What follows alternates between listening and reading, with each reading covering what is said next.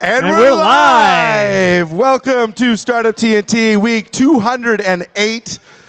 It's Top 20 Pitch Night for Investment Summit 7. I'm Jesse Weave, born here on the Prairies, but you could always find me shooting for the stars. And I'm Hassan Naqvi, Regina TNT lead.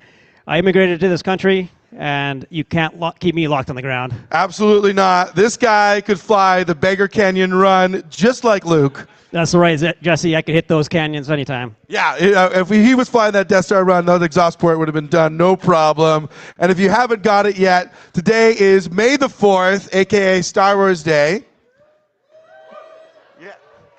That's right, and we're going to be playing that up all night. Yeah, we like to have fun here at TNT. It's the first two words of our motto: have fun, make friends, build companies. And we're coming to you from the land of the living skies, the land we have called Saskatchewan for many years now. Let's get this up. But tonight, Startup TNT, along with our partners, would like to want to recognize that this land has had many names before our ancestors arrived here. Some call it Turtle Island, some call it Saskatoon-Nimna, but we recognize that this is Treaty 6 territory. We recognize that these lands were inhabited and cared by indigenous peoples for thousands of years before the settlers arrived. Tonight, we honor all those that walked this land before us. And as we think about the stars that have guided indigenous people across this land for generations, we acknowledge the importance of the night sky to indigenous cultures, ceremonies, and the creation story. The Great Star Blanket over Turtle Island has inspired countless people for generations to try to achieve something bigger than themselves. We recognize that indigenous people were always innovators and traders whose entrepreneurial spirit played a crucial role in the growth and development of Saskatoon and surrounding areas. In fact, many indigenous businesses and entrepreneurs continue to contribute to the city's economy and vibrancy. And we're so pleased to work with our friends at Sharita, SIEDN, and SIIT to create a space tonight that we're calling Pasikotan, to showcase those indigenous businesses and entrepreneurs. When we encourage everyone to take some time to go around the back of the room here tonight, ask those entrepreneurs some questions, and think about ways that you can help them achieve their moonshot goals.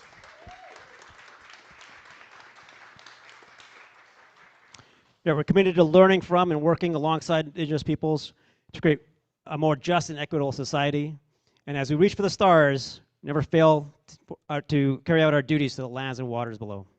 Absolutely. And that duty of care towards the land is something that was instilled in me from a young age from my father, who's actually here tonight.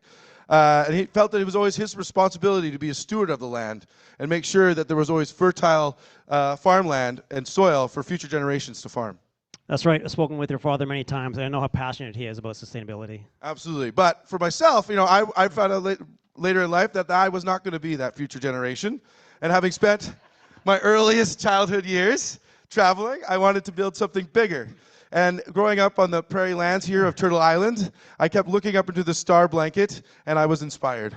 Just like Luke on the sands of Tatooine. Absolutely, right? And I don't know if everyone here remembers watching that first movie and empathizing with Luke and wishing that you could be a part of something bigger than yourself. Sounds like Luke was a startup founder. Absolutely, right? Startup founders are just like Luke, looking to build something bigger. And in fact, we can see a lot of analogies between the startup journey and this iconic movie series, which tells the story of a group of rebels fighting against the evil empire. And just like startups, the rebels, they're a small group of individuals, are taking on a powerful and entrenched establishment. They are characterized by innovation, risk-taking, and a relentless pursuit of success. And Startup TNT has been working for the past 208 weeks against the empire. Yeah, and we formed this rebellion of these 73 companies actually here on this portfolio wall, and we've raised over $10 million for these companies across 22 investment summits.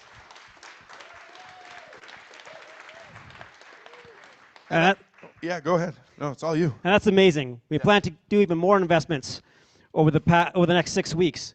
But you know, Jesse, what I appreciate most of all when I look at this logo wall is all the personal stories that are behind each of the logos, all the connections that we make week to week, and all the hard work that we see the founders do over the weeks of the summit, all the hard work, the grit, the determination to succeed.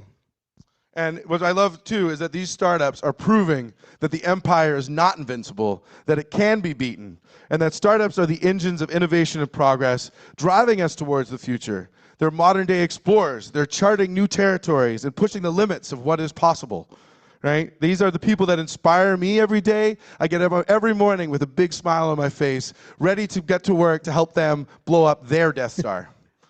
That's right, Jesse. And you can't blow up a Death Star without sponsors. No, you cannot.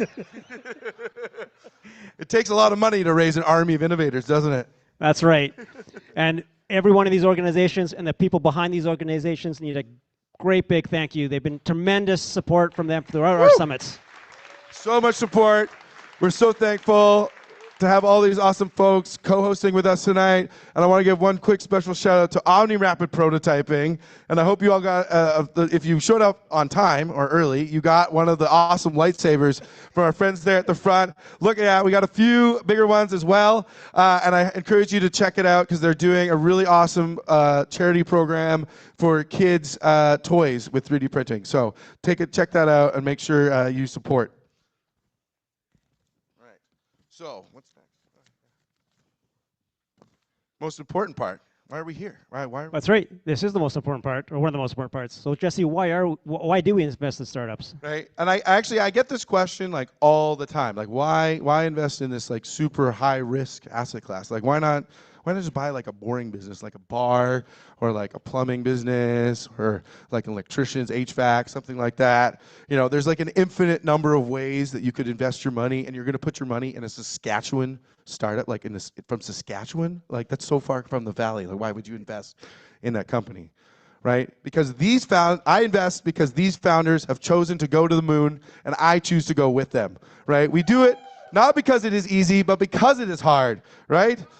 Absolutely. We support these startups, these founders, these teams towards moving towards a brighter and better future. Exactly, Jesse. That's the same reason why I invest as well. You know, when I look at projects like NASA's Artemis program, companies like SpaceX, Blue Origin, Virgin Galactic, which are paving the way for space exploration, commercial space exploration, they're doing so in the boldness and courage of the original space race. And that's what I think of when I think of Startup TNT and its support for the founders, which are working on making a better life for us here on the planet. Absolutely. And just as Star Wars Sega captured the imagination of a generation, these startups are capturing our imagination and inspiring us to dream bigger and to think of a future that is filled with limitless possibility. They are showing us that the only limits are the ones that we impose on ourselves, and that the journey is just as important as the destination.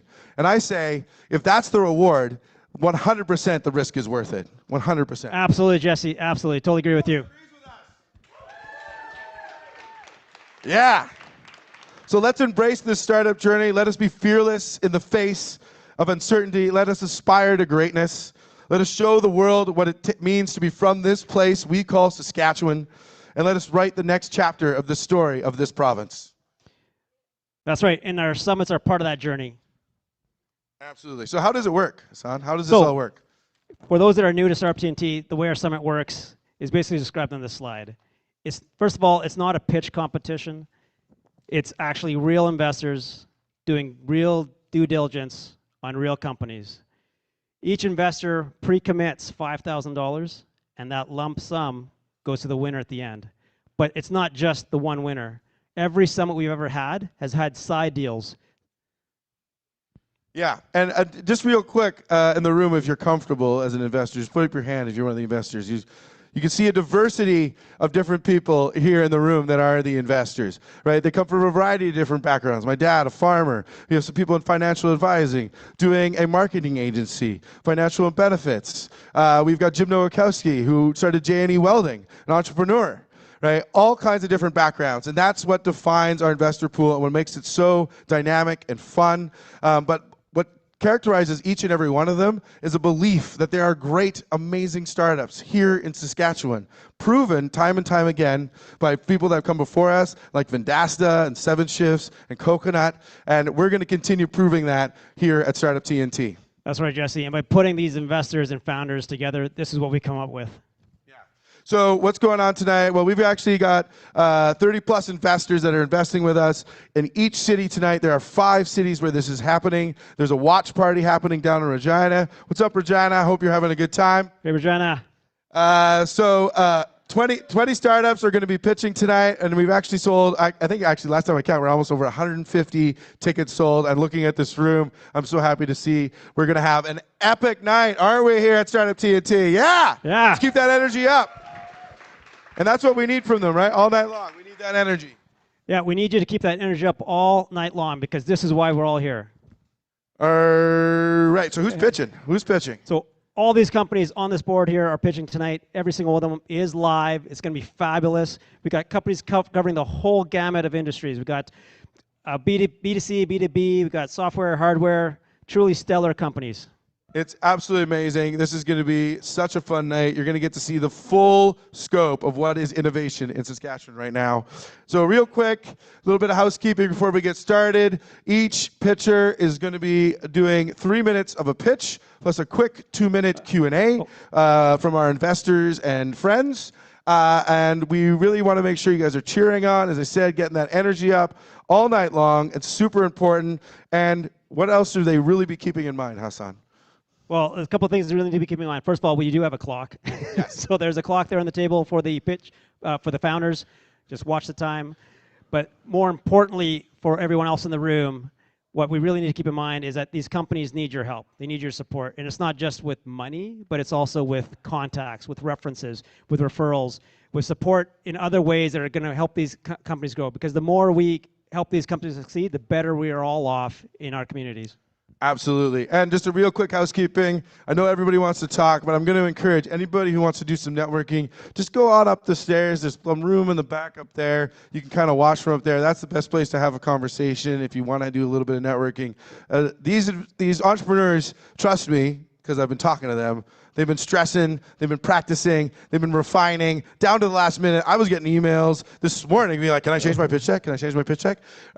So let's give them the attention they deserve, right? They're putting a lot of effort in this, and keep the volume and the talking on the first floor to a minimum.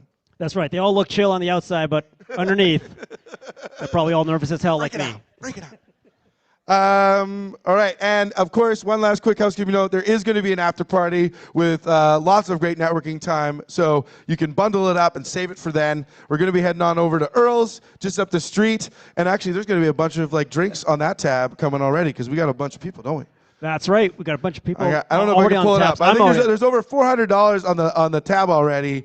And it's all coming from people who are donating to Cheers at startuptnt.com. And you know what? I'm going to throw in $100 into that tab. I'm going to throw in $100 too then. Yeah, so we encourage you to throw in some money, and we're going to announce the people who have thrown money into the bar tab just a little later on in the evening. All right, so with that, I think we can get started. That's right. Let's punch it, Chewy. Yes. Hey. I wish I could do the little call. I cannot do that. Yeah, no, I'm not even going to try. Do it. No. It's terrible. So in honor of tonight's theme, we're actually going to be walking through the 7 first episodes of the Star Wars saga. You'll have to save the end for the finale.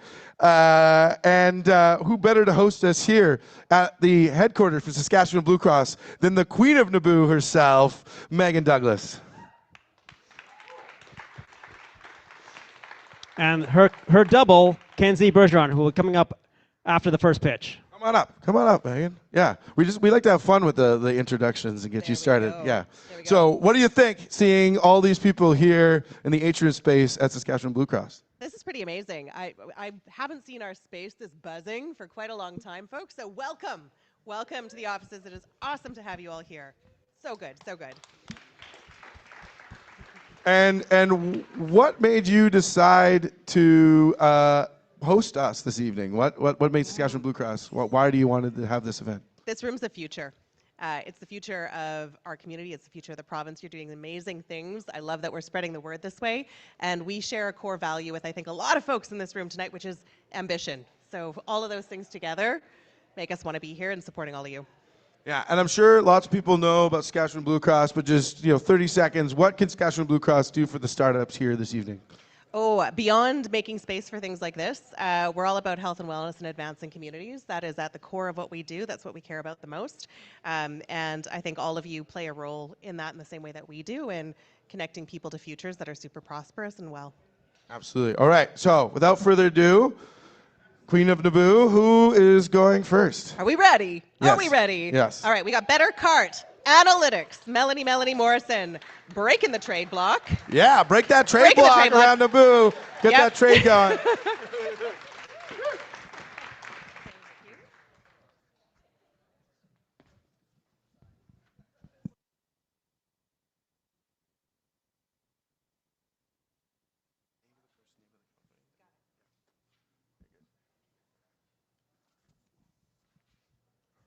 It's all right, everybody. First pitch of the night. There's always a little bit of technical difficulties. Is this on? Nope. That's why we put Melanie first, because she's such a pro. It's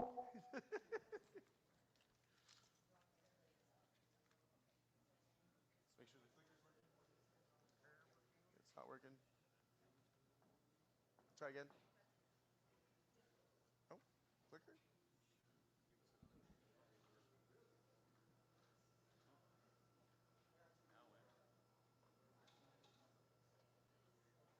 Is it slow? Okay.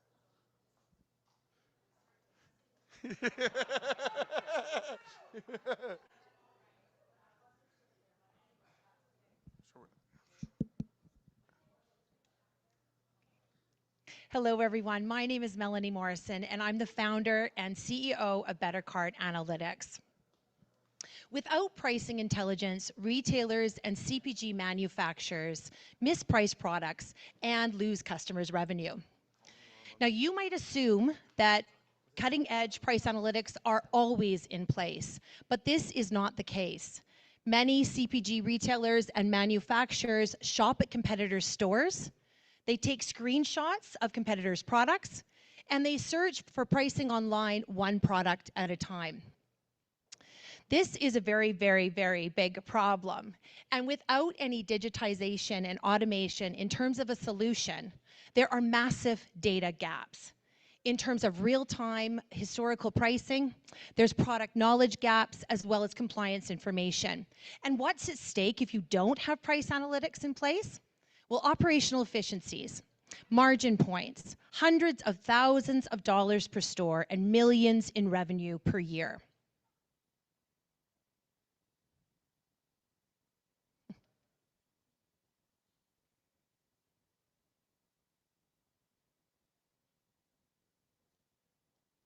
Okay.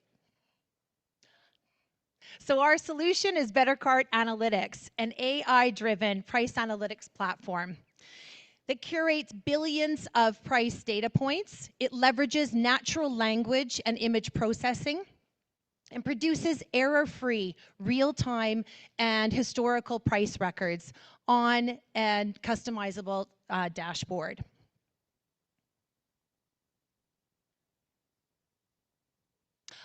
Thank you, Hassan. That's great. Okay.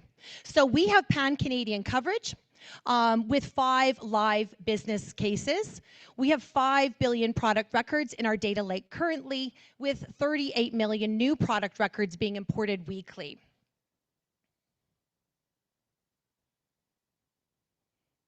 Use case number 1. Take the CPG company General Mills, who owns Cheerios. General Mills can take a look at Cheerios pricing across all retailers in any city in real time with our single product pricing feature.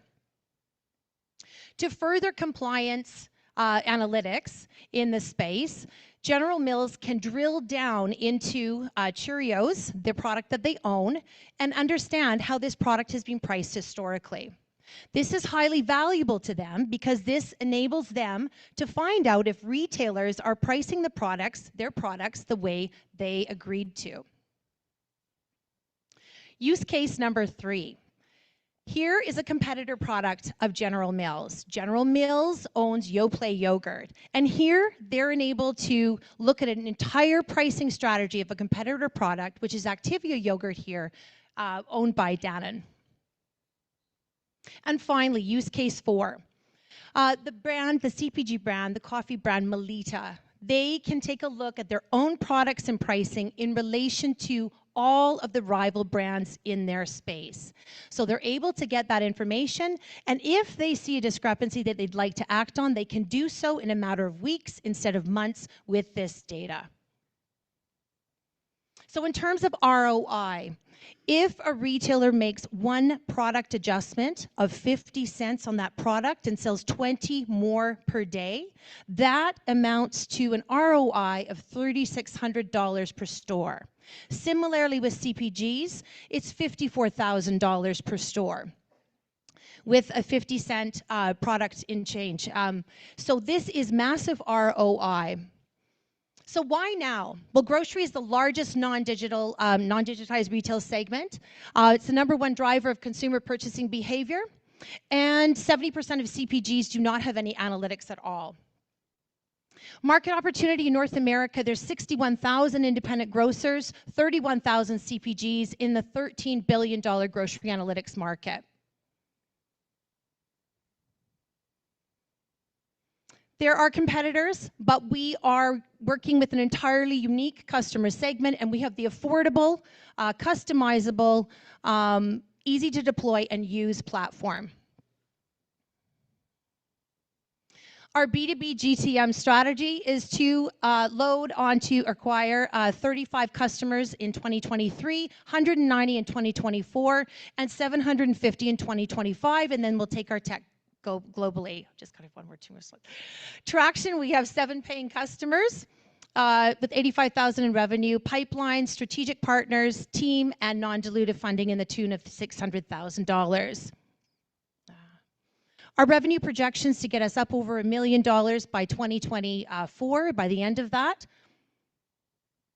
And our team, we have over 40 years of experience in leadership here and business relevant experience, as well as, this is just not going, advisors that are highly trained in grocery, retail, CPG, finance, and business development. Finally, we're looking to raise $350,000 for 18 months of runway to help us acquire 35 new customers by the end of 2023 and $1.24 million by the time 2024.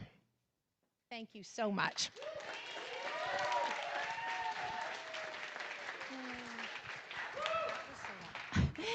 You are such a pro.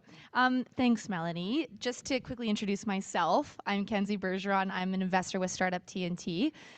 Just going to do a few Q&As, and just based on time, I get one question for you, one question only. Okay, sorry about that. It was a little bit. That's okay, and that's the great part about this. The game here. Yeah, no, you're a pro. It's all good. I was like pointing it there. Okay.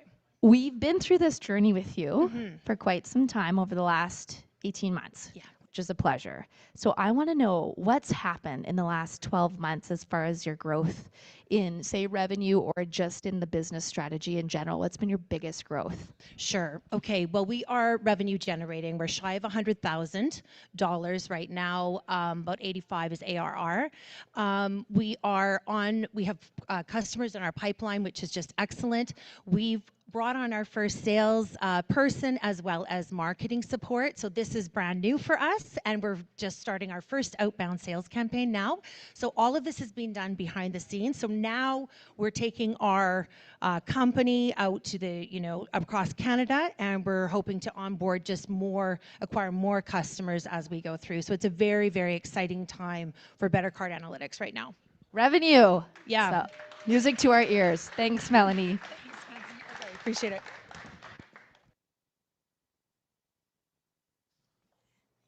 All righty. Are we ready for the next one, ladies and gents? Yes, yes, yes. Okay. Sticking with May the 4th, we're going to move on to the pod racing segment with Runnr and Louis Cola. Just a wee reminder, it's 5 minutes for the full block. And let's hear a little bit about Runnr and 3PL, SaaS. Let's go.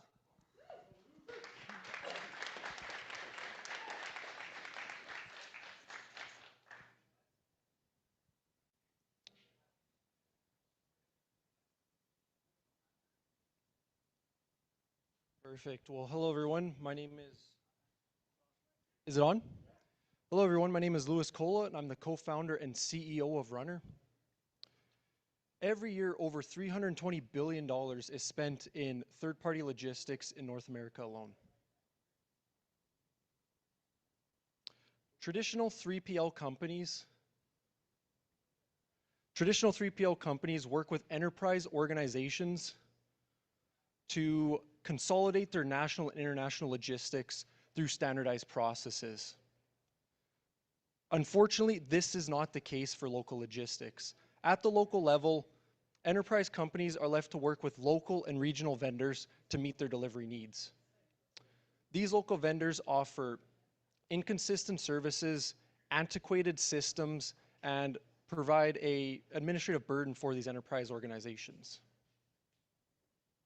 That's where Runnr comes in. We help standardize the local logistics of enterprise companies, and this is done through our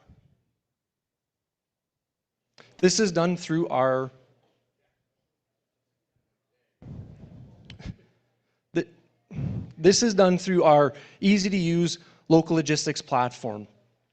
What we do is we offer vendor management, digitized workflows, and we offer logistics data analytics to help improve business decision-making of these businesses.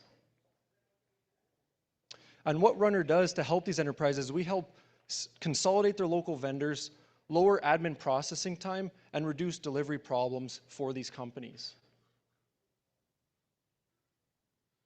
Runnr started as a local logistics company, and in doing that, we became industry expert through our systems that we've developed, completing over 46,000 deliveries, having over 60 companies on our platform, and managing over 20 drivers in 2 different markets.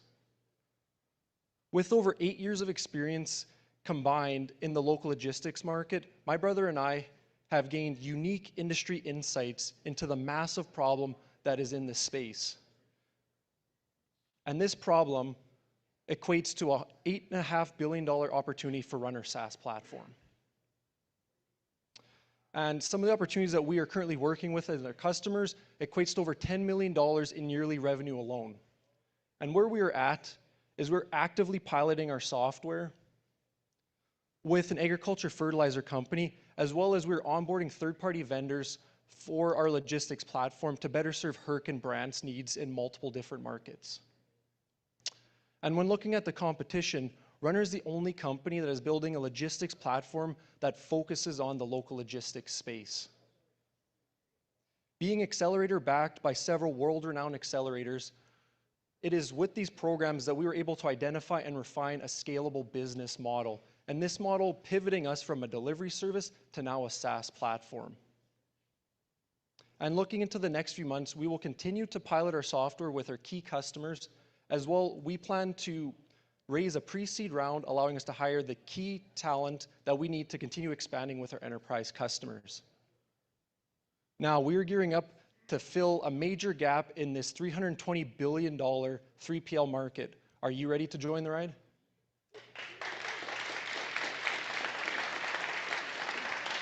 Good job, Louis. Nice to meet you. Nice to meet you. First question, just in general. What is your growth strategy? I saw the acquisition slide, Yep. Potential acquisition slide with those companies, right? Yep. That's not, so what is the strategy in general for growth? Yeah, so right now we're actually working with Herc and Brandt, and basically where we're at with them is we just need to modify our existing platform to offer it as a more scalable SaaS model. And if we do that, they've already said that they would open the floodgates for us for their other 350 locations across North America. So it's a matter of just us building, and then they will come, So maybe this ties into the investment piece, but I'm not clear on what the investment dollars will be used for. So what's the plan? It's to hire senior talent. So one of them being senior technical talent to allow us to build these complex challenges on the architecture side, from taking our platform as sort of a delivery model now to this SaaS offering. So that's part of it. And then also some senior sales talent. So Thank you. Great Thank pitch. you. Thank you.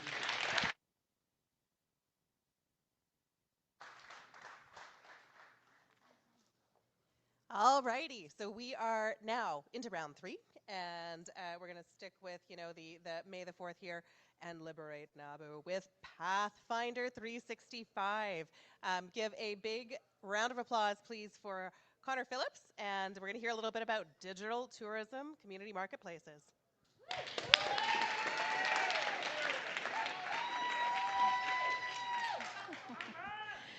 Hello. All right. Oh, I didn't even touch it.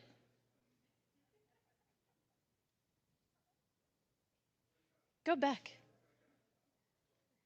Oh my God. Okay, ready. Canadian tourism is a $96 billion industry, but popularity and financially influenced algorithms are in complete control, manipulating the digital presence of businesses and putting travelers in the back seat of their own searches. Pathfinder 365 is changing how this game is played. My name is Connor, and I've spent 7 years working directly in the tourism industry and 20 years in sales, marketing, and customer success. I've established a CTO partnership with LevisTech, and so far we've onboarded 2 brilliant developers, a skilled marketer, and a talented B2B hunter, and actually just sent out another contract today. In the real world, this industry has exploded, mostly in the last 10 to 15 years though. While at the same time, in the digital world, there's been a steady and dramatic tilt towards the use of ranking algorithms and advertising. Super clever money-making machines.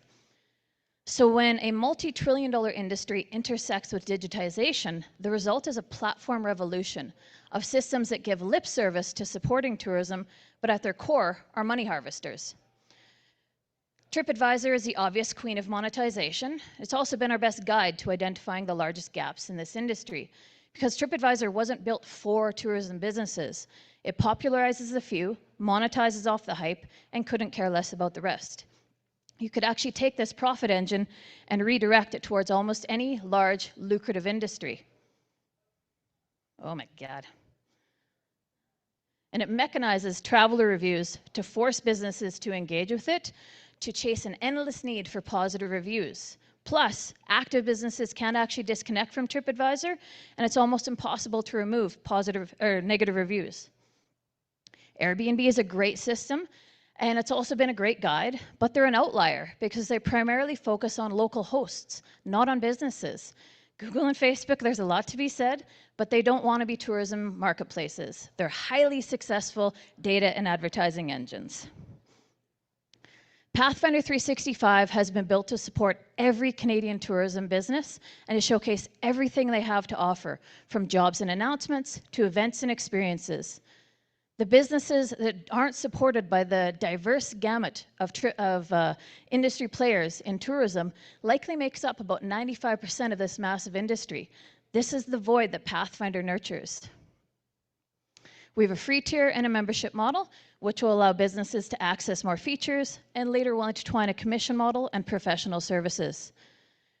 We're deploying an exciting 12-month product roadmap, growing the team, expanding across the West, gaining traction, and soon we'll expand across the rest of Canada. I'm looking to close a $250,000 seed round, which will be enriched with grants and subsidizations. Thank you.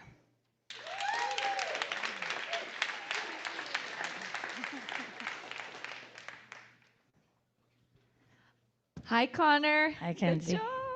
Good job. This is now the second time you've been through, in a good sense, in going through Startup TNT in this round. So especially for all the investors in the room and those that maybe have not been exposed to hearing the evolution of your company, can you just recap what's happened in the last 6 to 12 months as far as, again, similar question, growth, but maybe even just business strategy in general?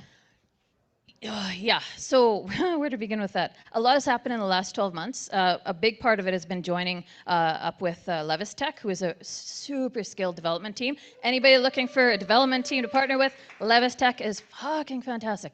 And so... Sorry, what was that? No, just joking, who was that? don't repeat LevisTech. that. Yeah. I'm Pathfinder, though. But anyway, yeah, so they've brought to the table, they've acted as kind of I call them my umbrella CTO. team, and so they have a designer. They found my skill developer. I don't invite him to events because I don't want anybody to know of him, because I don't want someone to poach him. He's so good. And then another developer too, Jennifer from eHelply. She actually joined my team as well. So I've got a long length of skill there. And then the marketing team has grown, and I've since recently started building out the sales side, and we have started expanding across the 4 western provinces, have data to scale to the east, but my developers won't let me do it yet, so they're kind of putting the reality check on me. But yeah, and then investment-wise, it's been just a journey with IRAP mostly, 2 youth grants. I got the CDEP grant just recently, and 1 private investor and another one looking to invest with me now as well. So, Awesome, among other things. Connor. I don't have time for another question because that was a great answer. Good job. All right, let's give it up for episode 1. Phantom Menace, thank you, the Queen of Naboo and her double, for helping us out there, Megan and Kenzie. Wow, what an incredible episode. Or just like by the end, all of a sudden we were like blowing up the trade barrier, and Anakin was just cheering with all the people. We're done. All those founders were like Jedis. Yeah, absolutely. Right. But now it's time to head into episode 2. The Attack of the Clones. Yeah. So to take us through the cloning startups, who better? We have with us our new BFF from MMP, represented by Julia. Come on up. Yeah, come on up, Julia. Hi. So your first top 20 pitch night. What do you think? That's pretty exciting. I like the energy in the room. I can read this. Yeah, you go ahead. Well, welcome, Julia. Great meeting you. Thank you so much. So MMP recently joined the Startup T community. What compelled MMP to do that? We have worked with startup companies in Regina and Alberta and Manitoba, and I was interested in getting started in Saskatoon as well. So yeah, the partnership came around right in good time as we were kind of started talking to Jesse and such. So yeah. Excellent. So your desk specifically works with startups in the Saskatoon area, or do you use Saskatoon and Regina? Because I'm from Regina, so I'd like to know. Well, MMP has we call it a TMT niche. And so we work with, so close. So we work with tech companies across Canada, but we haven't specialized in that area in Saskatoon yet, and that's what I'm interested in doing. And yeah, MMP offers discounted services, whether it's accounting, tax, consulting. We're there to help, so yeah. And awesome. Actually, I'm excited to say we're going to be hosting an education session with MNP in just a couple of weeks on how to build out your financial model. So keep your eye out for that. And if you want to learn more about MNP, make sure you talk to Julia, right? That's right. And then with that, I guess we'll bring up our first presenter for the second episode. Yeah, for sure. So our first presenter will be Justin with the Saskatchewan Premier Ball Hockey League. Come on up. Keep it up for Justin, and up after Justin, we got Kevin Bergeron on the Q&A. My name is Justin D'Entremont. I'm the Director of Growth and Development for the Canadian Ball Hockey Association, and I'm the Commissioner of the Saskatchewan Premier Ball Hockey League. I'm also an accomplished player and coach. Canada loves hockey, but hockey is not without its problems right now. For one, it's very expensive, especially if your kid is good and trying to go somewhere with it. It's not accessible because of the high cost. It's difficult to learn because you have to learn how to skate. It's not attractive to newcomers because of these reasons. It also has a bad reputation, especially with the Hockey Canada scandal of late, and it's dangerous. Like, hockey is so fast now, some of these collisions, like, how long before somebody breaks their neck out there? Or how many people know someone who's had to quit playing because they've had too many concussions? You know, like, hockey is pretty dangerous, but ball hockey actually solves a lot of these problems. It's way more affordable, it's way more accessible, because you don't need ice to play. You can play anywhere. It's easier to learn. You don't have to learn how to skate. That is huge, making it way more attractive to newcomers. It's also safe. Ball hockey has a no contact rule, and it's not to say it's not fast and physical, it is, but it doesn't have the big booming impacts that hockey has, resulting in almost 0 concussions. As the league commissioner, it's my objective to not just grow the league, but also grow the sport across Canada, turning it into one of the most popular sports in our country. And it's already underway. I mean, we're in our 3rd season. We have 4 teams. We have 90+ players, coaches, and managers. We have multiple sponsors. We have over 1,000 social media followers, and we're growing every season. This year, we've actually spawned 2 new Premier Leagues. We have a new league in Vancouver Island and a league in New Brunswick. Now, hockey has 1,000 professional leagues and junior leagues and senior leagues, and even lacrosse has avenues for their players to play. But ball hockey doesn't have any of that stuff. But it should. I mean, logically speaking, it has all the components necessary to thrive in our society today. It's inclusive. It is not a sport that is dominated by rich white families. It's equally inclusive for everyone. Everyone in Canada can relate to ball hockey. They already know the rules and are familiar with the equipment, and the players already exist. I'm building professional ball hockey and trying to capitalize on it before somebody else does, because there's a huge opportunity, a huge window of opportunity here. So I'm looking for investors to help promote growth of the game. We will improve the player experience by starting to pay them. We will improve the fan experience by doing things that the Rush and the Blades do here in Saskatoon. And we would improve the business by investing in marketing, advertising, and overall business management, with the end goal of building ball hockey facilities and establishing professional ball hockey all across the country.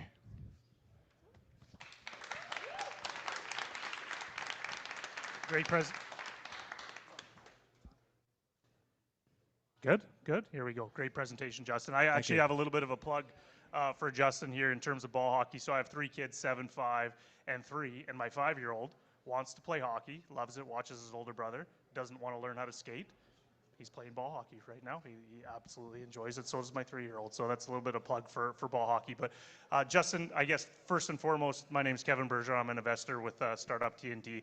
I've also been an ambassador since Startup TNT's inception here in Saskatchewan a few years ago. But really want to know, Justin, a little bit about your business model here. How are you going to make money? Same way that all pro sports leagues do. Ticket sales, revenue sales, and eventually selling the teams. As it stands right now, the league owns all 4 teams, but when the time is right, we will make the teams available for purchase, and same thing goes with all the other leagues that we're going to spawn. So tons of money to be made. Good answer. Tons of money to be made. What about the market? I mean, you're based out of here. You're based out of Saskatoon, Saskatchewan here. So what's the market look like in terms of expansion? Yeah, well, our market, audience, I guess, is just typical sports fans. I mean, there's so many hockey players in Saskatchewan and in Canada, that so many players that, let's say they play junior or they play whatever, now they're just playing rec, where ball hockey might be right down their alley. So I think the number of players available is thousands. Awesome. Well, best of luck, Justin. Thanks so much. Thank you.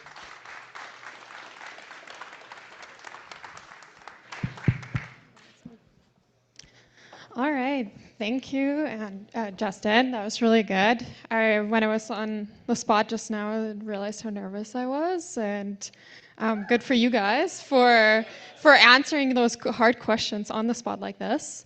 With the theme of sports, we'll have Andrew next up with Citrus Technology.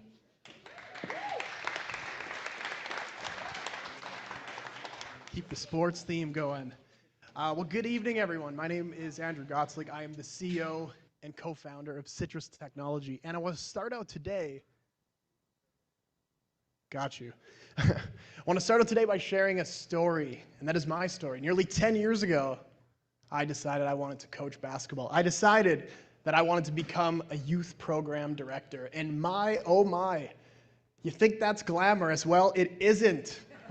Running a youth program is a pain in the ass. I'm very sorry to swear, Justin, but listen, it is a pain. And the reason it is because the youth program directors that we trust our kids with, well, they live in a constant state of chaos. All day long, they are stressed out. They're thinking, see, we can understand in the front row. We live in chaos as youth program directors.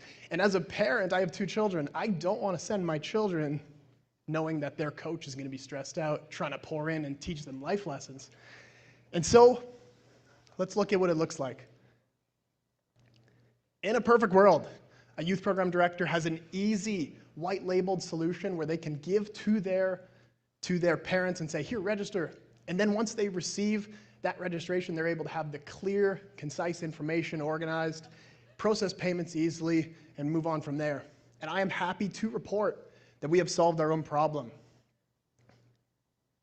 Our solution is the ultimate tool for youth programs. The ultimate solution. Think of it as a trusted back office. It's a business in a box for youth programs to be able to process registrations and be that all-in-one tool to help run their program.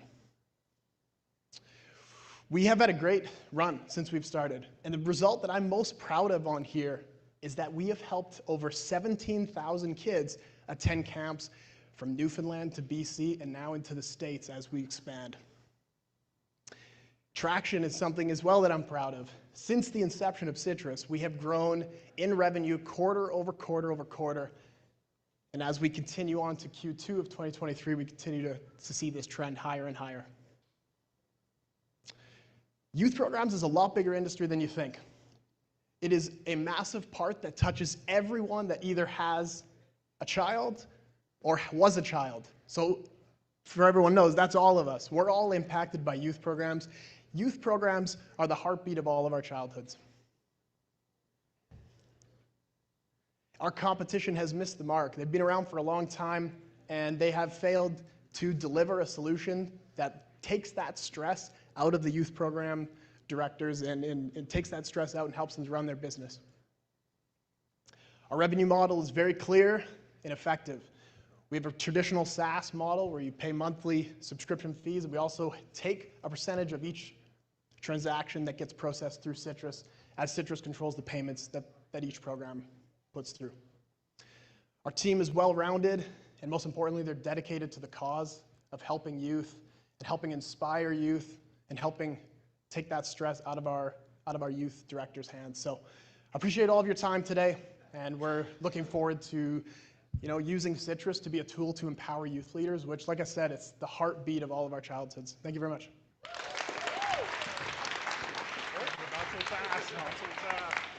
You know me now. A novel problem to have, figuring out how to solve the children chaos problem. So good on you. Working on it. Yeah, awesome. What keeps you up at night? As an investor, I mean, it's a common question that I often ask. What makes you most nervous? What keeps you up at night when you look at your business and what you're trying to achieve? Well, I think right now, the thing that we're building with Citrus and we're excited about is that sales engine, that tool that we can use to really expand. And that's what we're excited about. I mean, we just grew our team.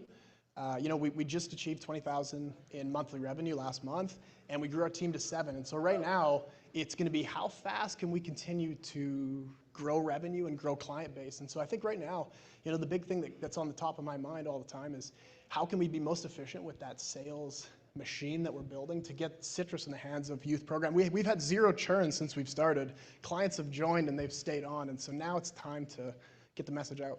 Some pretty impressive statistics, Andrew. Thank you so much. Good luck. Thank you very much. Thanks.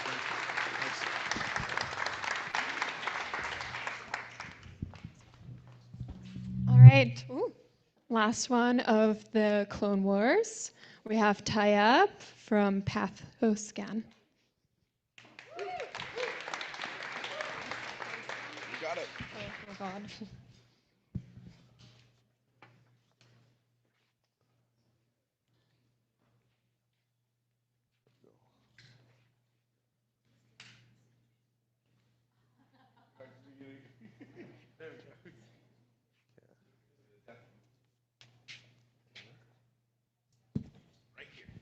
Okay, sorry.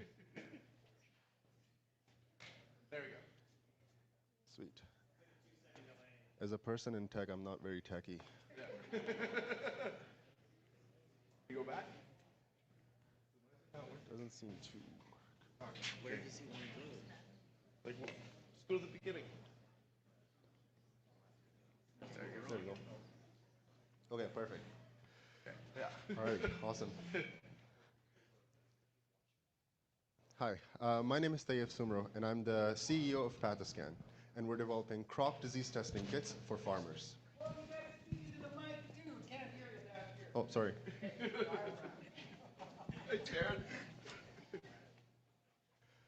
Whoops. Sorry. So did you know that up to 30% of world's crop production is lost every year due to preventable plant diseases? That's 30% less food on your dinner table. But more importantly, that's 30% less sales by the struggling farmers. The problem is that many of those farmers, many of those diseases have very narrow diagnostic windows, so immediate results are important.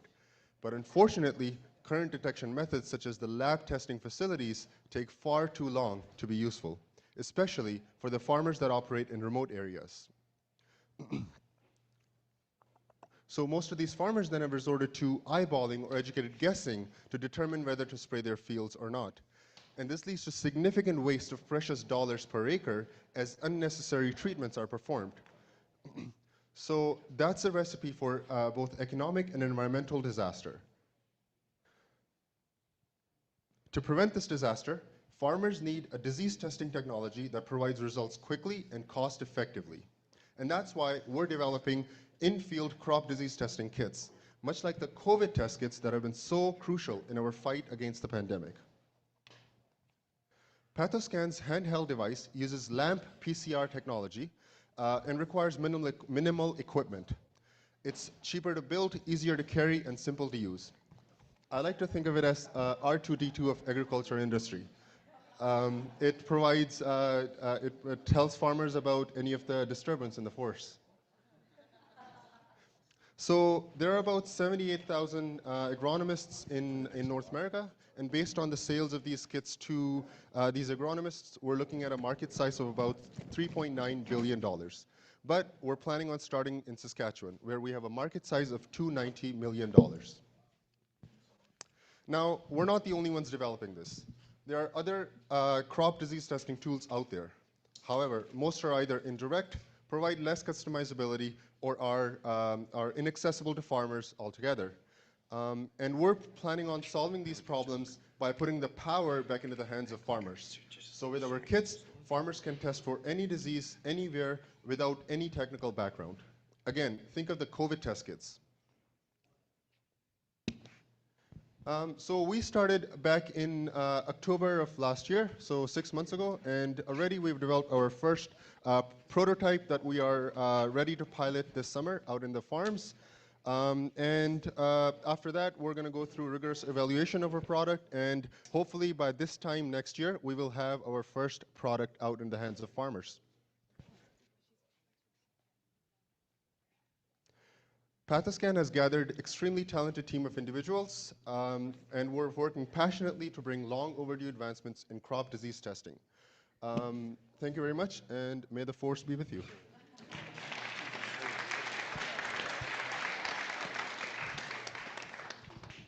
Presentation. I'm assuming you had those Star Wars things in there before the theme tonight. Well done. Oh, thanks. Can you tell me a little bit about the unit economics of the product? Right. So, so with our first prototype, it's costing us around $150 to make, but those costs are going to come down significantly as we move to production. But already, like, so our product consists of two parts. There is, sorry, let me go back here. There's a base station that is bought once, and then there's these test kits that are bought recurringly for every disease for a sample. So the cost for production for the base station is around $150. For the test kits, it's around $14 to $15, and that's already more than 50–60% cheaper than the current things. Yeah. Perfect. Appreciate it. Thanks so much, and good luck. Thanks.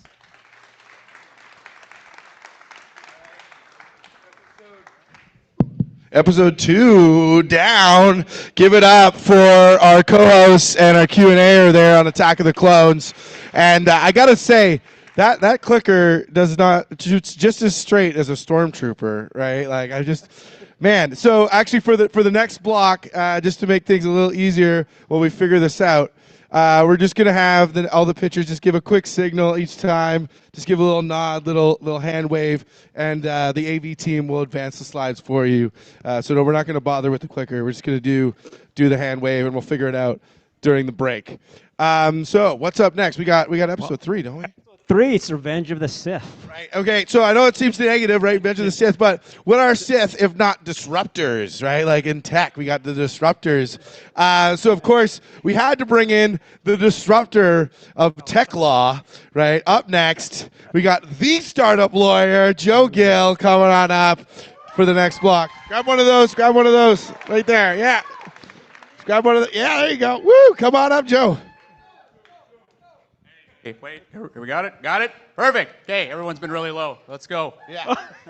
All right, welcome, Joe. Yeah, you got to hold it up here like this. Like yeah, this. like this is how you should hold the mic. Okay, hey, everybody in the rafters, hey, everybody down there. Great to be here. Again, Joe Gill, Saskatchewan startup lawyer with McCurcher LLP, Saskatchewan startup law firm. Hassan probably had some stuff, but I already have a shtick, as everybody knows. Do the shtick. So I'm going to do the shtick. So it's Star Wars Day. We were sort of like, you introduced me as a Sith, and I certainly have a lot of days of, everything is going according to plan. But I think startup lawyers are more about this is the way. And I'll tell you why. So startup lawyers believe in a code. We have a professional code as lawyers, but more importantly, we believe in a community code. We believe in understanding the startup community and what they need. Number 2, masters of armor and weaponry. I mean, distinctive look, masters of words to be able to use for the benefit of clients. And last, we believe in our community, our cohort. We exist to ferociously empower and educate startups in their journey. This is the startup legal way. Well, it seems appropriate that I can give you this Mandalorian icon right here. Icon. Love it. All right. Awesome. So who's up first, Joe? So first up, we have Neil Anderson from SkillShark Software. Before he comes up, just quickly, if Neil was a Star Wars character from this particular episode, he would be Grandmaster Yoda. Wise, thinks deeply about those he works with and wants the best, and speaks in riddles from time to time. So, Neil from SkillShark. Woo! Who's on the Q&A? Thanks, brother. Thank you. And on the Q&A, we're going to have Wanda He not only believes in a code, he believes in a dress code. Yeah. That's the sharpest dress guy in the room every time. Okay, my name is Neil Anderson, founder of SkillShark, and we're all about making youth athlete evaluations easy. So my background, I'm an engineer, and for 30 years, I helped automate and optimize industrial processes in North America. Combine that with my love of playing or coaching competitive softball, that's where I saw the need for SkillShark. So picture taking your child out for tryouts of any sport where pen and paper is being used to gather data. There's big problems with that process. First of all, the organization has to enter the data twice. They go once on a paper, and then they spend hours putting it into a spreadsheet. And even after spending all that time putting it into a spreadsheet, there's no easy way to pull out a report card to tell an athlete, hey, here's what you did well, but here's what you need to work on. Typically, the athlete receives 0 feedback. And lastly, the parents. The parents get 0 direction as to what they need to work with their kid on the weekends to help him or her get better at the sport and gain confidence. Our solution is SkillShark. So now evaluators can gather the data using a mobile device or tablet and be able to instantly produce report cards for the athletes and the parents. Very simple, very quick. SkillShark is a SaaS B2B model company, which means that we sell annual athlete license subscriptions to sport organizations. Down the road, we have plans to gain extra revenue sources through selling data analytics to sport companies and also other purposes of our evaluation engine. The market for SkillShark is pretty sweet. So SkillShark is fully customizable for any sport you can imagine, and it's also sport agnostic. Like we are used around the globe for almost any sport you can think of. Until 12 months ago, I never even heard of Gaelic football, but it's a thing. There's plenty of examples like that that we keep adding to our library. The market is for sports data analytics. it is a tremendous market in terms of it's almost recession-proof. It keeps chugging away, growing by 30% year over year, and by 2030, expected to hit near 12 billion. SkillShark is used around the globe, and we are used by, in some cases, the largest sport orgs on the planet. So the USSSA happens to be one of those. We have fantastic testimonials from the bulk of those users. This is clearly a blue ocean market for us. So we have like 99% of the sports orgs out there all use pen and paper. We know who's going to win that battle. If we make their lives easier, they are absolutely going to start using our tool more and more. Over the last 8 months, our average growth rate is 70% year over year. Tremendous things going on. We're in the process this month of signing a contract that will crush these projection numbers. We've already been approved, and it's just a matter of settling on price, but these projection numbers are going to go much higher. Our team is proud to be Saskatchewan-based. I love Saskatchewan. I can't say that enough. Love it into my heart. And our team is passionate about promoting youth sports and making the process easier for everybody involved. So this month, we're actually closing a small bridge round, and we'd love to have you join our team and help empower technology in youth sports. Thanks. You crushed it, buddy. Well done. Well done. I've been following Neil for a few years now, since he started, and I can tell you this guy gets into more boardrooms than anybody I have ever talked to. So I'm going to let you name drop a little bit. Tell me some of the boardrooms you've been in terms of sports teams, and talk to me a little bit about your advisory committee, because you work with some big names in the industry, and that's important. For sure. So June 17th, 2017.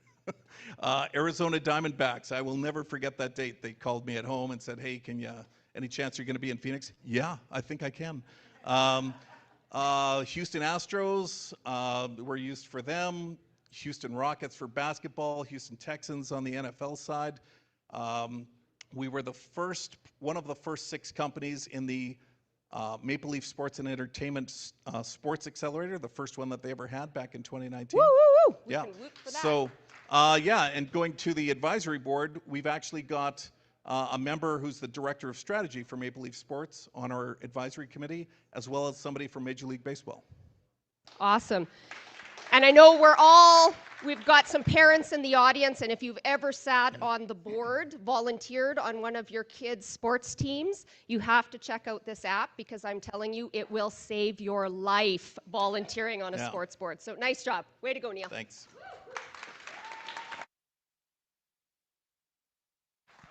Come on, microphone. Thank you, Neil. A bridge round you will close soon. All right. Up next, we've got Garrett from Dark Horse Ag Ventures. If Garrett was a Star Wars character in Revenge of the Sith, he would be Mace Windu, powerful, passionate, and someone who will recognize an ag tech founder among his peers, but will not grant him the rank of master lightly. Garrett from Dark Horse Ag Ventures.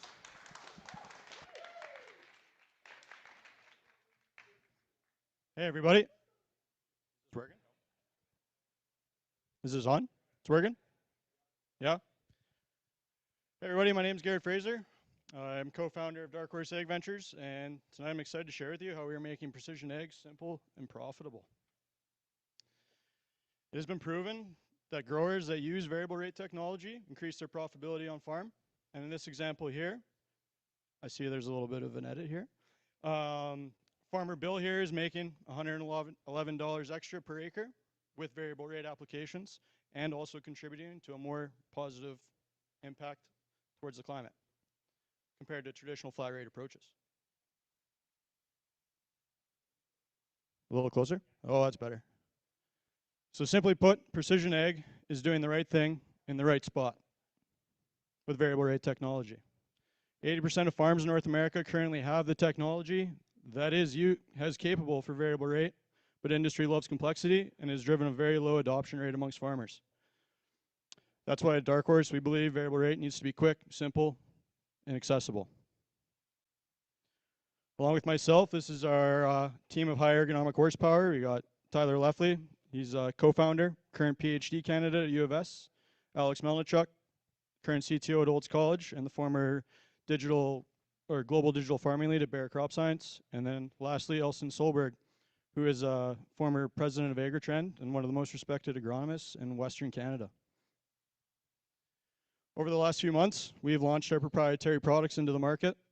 And currently in product development, we're focused on farmware and symbiosis, which I'll touch on here some more. Oh, we're missing a bit, so I'll just elaborate. So farmware is going to be our future platform. It's going to be a place where we standardize precision ag data with a key focus on API connections. There'll be no subscriptions, only an annual per acre cost. We know farmers enjoy that.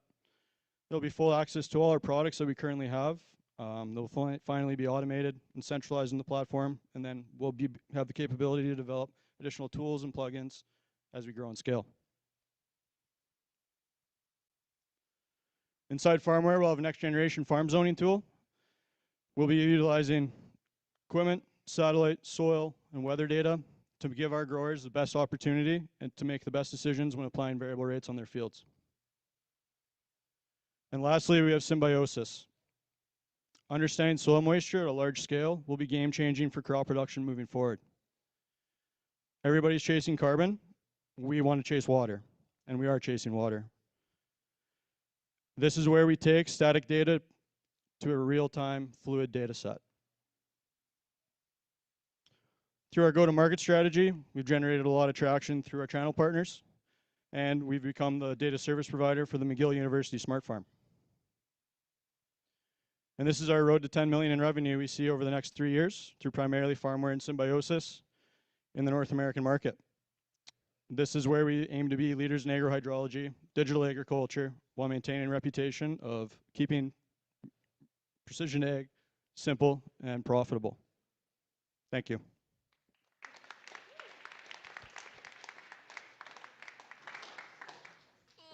This is a big step. All right, so there's some money in precision ag. For those of you who don't know me, my name's Wanda Hunshak. I'm from Westcap Management, and we're one of the venture capital private equity investors in the province of Saskatchewan. We just sold one of our precision ag companies, GMAX, to Simplot a couple of months ago, so you can make some money in precision ag. My question for you, I'd just like you to elaborate a little bit more on your go-to-market strategy and tell us about how you're going to get farmware and symbiosis into farmers' hands. You had some logos up there, but just elaborate a little bit more on what your go-to-market strategy is. So currently our go-to-market strategy has been developed around going to precision agronomy companies, getting it in the hands of agronomists first. That gives us a good market access to acres. The approach of going grower to grower just isn't feasible. There's too many of them out there, so we need to make those strategic partnerships in industry. And as we build and scale and go through a seed round in the next month, hopefully we get farmer built soon enough that we can make some bigger industry partnerships along the way. Nice. Yep, good answer. That's the right answer. Thanks, guys. Awesome, awesome. Thank you, Garrett. Sounds like Dark Horse is going to disrupt precision farming like a certain Jedi disrupted a certain bounty hunter's head. Up next, we've got Dave Johnston with Omnee. Last but not least, if Dave was in Revenge of the Sith, he would be Obi-Wan Kenobi. He is empathetic, thoughtful, and in everything he does, he's always on the high ground. Dave. Thanks, Joe. Okay, I brought this up so that I can point when the slide needs to change like this. There. Omnee is reinventing the way the newest generation of homeowners understands as well as takes care of their homes. Leading a scrappy team of 7 are a couple of total nerds. Starting with myself, I am the real estate and business nerd. Been doing this for a while, definitely feel like I was born to do this. We're super pumped about recently bringing on our CTO, Nathan Pellet, Nathan has held senior product positions at 2 of Saskatoon's most successful software companies in the early stages, and super pumped about that. We are also both a member of a growing segment of homeowners under the age of 45. As of 2020, millennial homeownership has officially eclipsed both boomers and Gen Xers combined, representing 33 million single-family homes and about $69 billion in annual spending on maintenance and repairs. Unfortunately, this group also lacks the tools, the knowledge, the skills, and probably most of all, the motivation to take care of their homes the way their parents and grandparents did. We've literally been hired by millennials to change light bulbs. As they approach peak buying power in the coming days, we're faced with another $30 billion opportunity as we look to unlock further maintenance spending, as we teach them how to properly take care of their homes, why it's important, and yeah, go for it. With a 3D virtual version of their own home, we're going to teach them about what everything is, what it's for, how to properly take care of it. We're going to remind them when it's time for maintenance, and we'll always have on-demand home services available at the push of a button. It's harder than ever today to capture attention and build trust of customers. So what we've done is we've targeted something that happens in every home from time to time, and that is the need for some type of repair. So when our ideal customers are in the market for home repairs, we make sure they find Omnee. And their first experience with us is as a completely digital, tech-based general contractor of home services, and only after our first successful job with them do we start introducing them to all the ways that we can add value and help them live the life they want to live. On our first job, we see a 300% return on our acquisition investment. Last year, averaging out all of our repeat business, we literally see a 1,700% return on our acquisition costs. If you spread that over 5 years, we're looking at 7,300% return.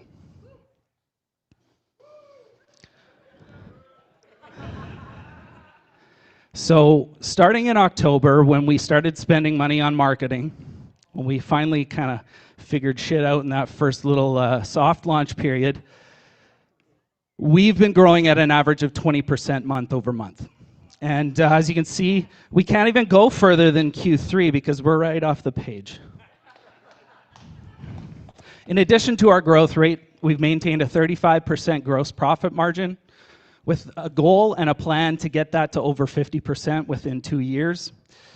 46% of our revenue in our first year was already from repeat business. We launched our third city last month, and we fully expect to have our foot in the US market before the end of the year. We're raising to cap off our $1 million pre-seed round as we prepare for a much larger, more substantial round this fall. And we invite you to join us because the fun's just begun.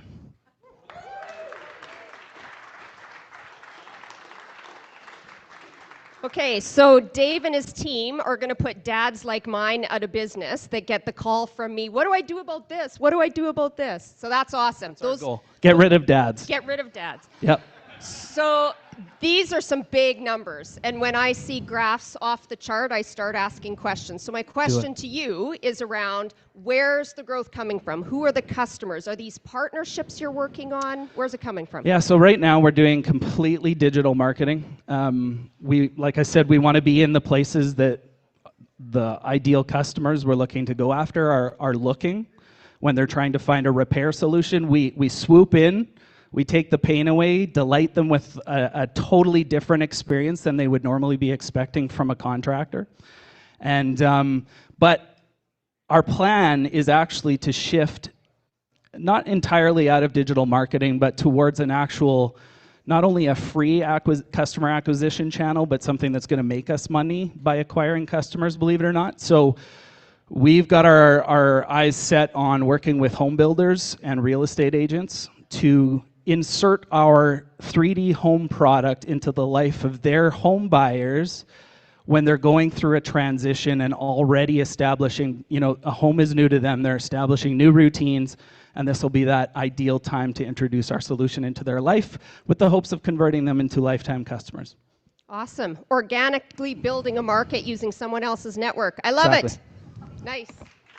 All right, give it up for the Revenge of the Sith block. Look at all those disruptors and the two disruptors on legal and VC and private equity, Joe and Wanda. What a fantastic block. Wow. That's 3 episodes down. Everyone give it up. Yeah, first trilogy is over. And you know what that means. It's time for an intermission. So we've actually got some pizza here to keep you fed. The bar is actually rapidly running out of drinks. We're actually going to go and buy some more drinks to keep it going, right? And after we come back from the break, if you want to donate so we can buy more drinks, cheers at Startup TNT. It's going to be about 10 minutes.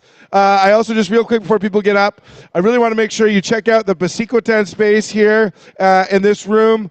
We have 4 amazing Indigenous entrepreneurs showcasing their stuff. They've got the square there ready to sell you some products if you want. So take a look through that. We also have Tourpath Putting upstairs doing a demonstration. So check out the space, 10 minutes, network. Let's have a good time, and we'll be back.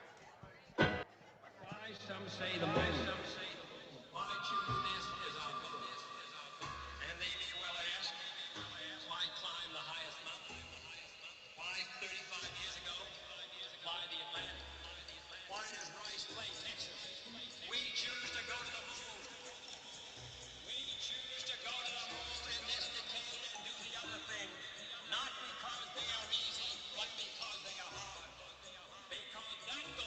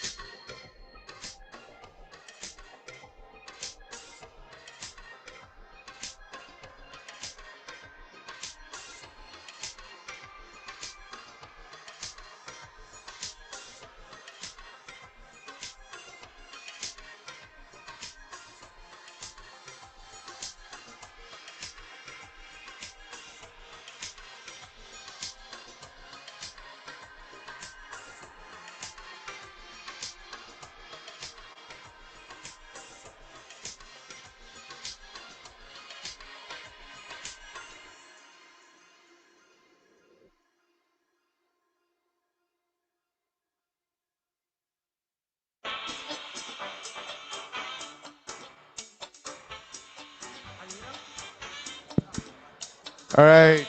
5-minute warning, everybody. We're coming back. Grab that pizza. There's more drinks coming. I promise. Our event planner went out to go buy some more drinks. So the bar will be restocked in just a moment. We just got the wine at the moment. That's how much you guys like to drink. You guys like to have a good time. So yeah, 5-minute warning, everybody. Grab your drinks, grab your food, grab a seat. We're gonna get started in just a moment with the second trilogy, and then a little teaser on the third one.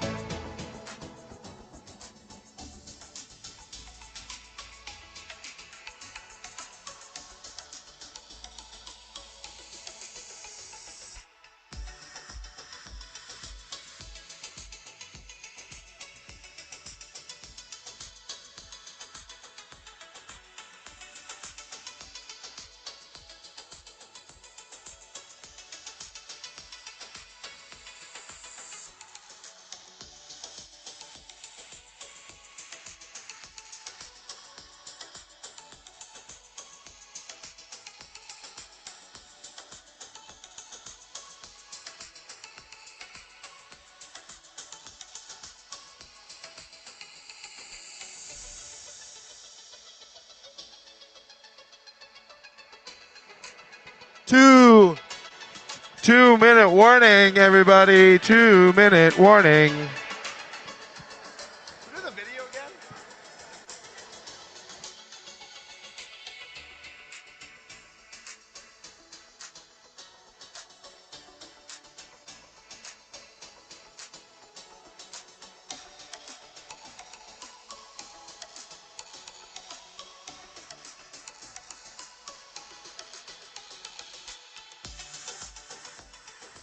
See. All right, 2-minute warning, everybody. Get on, or a minute warning. Honestly, at this point, grab your seat. Let's go. We can get back to this. I want to know what happens in the second trilogy. They left it on a cliffhanger. We got to get back to the movie. Yeah. I know we need a little time in the back to tank over here. You know, a little relaxation, recover. We got that food in our belly now. Let's get back to it.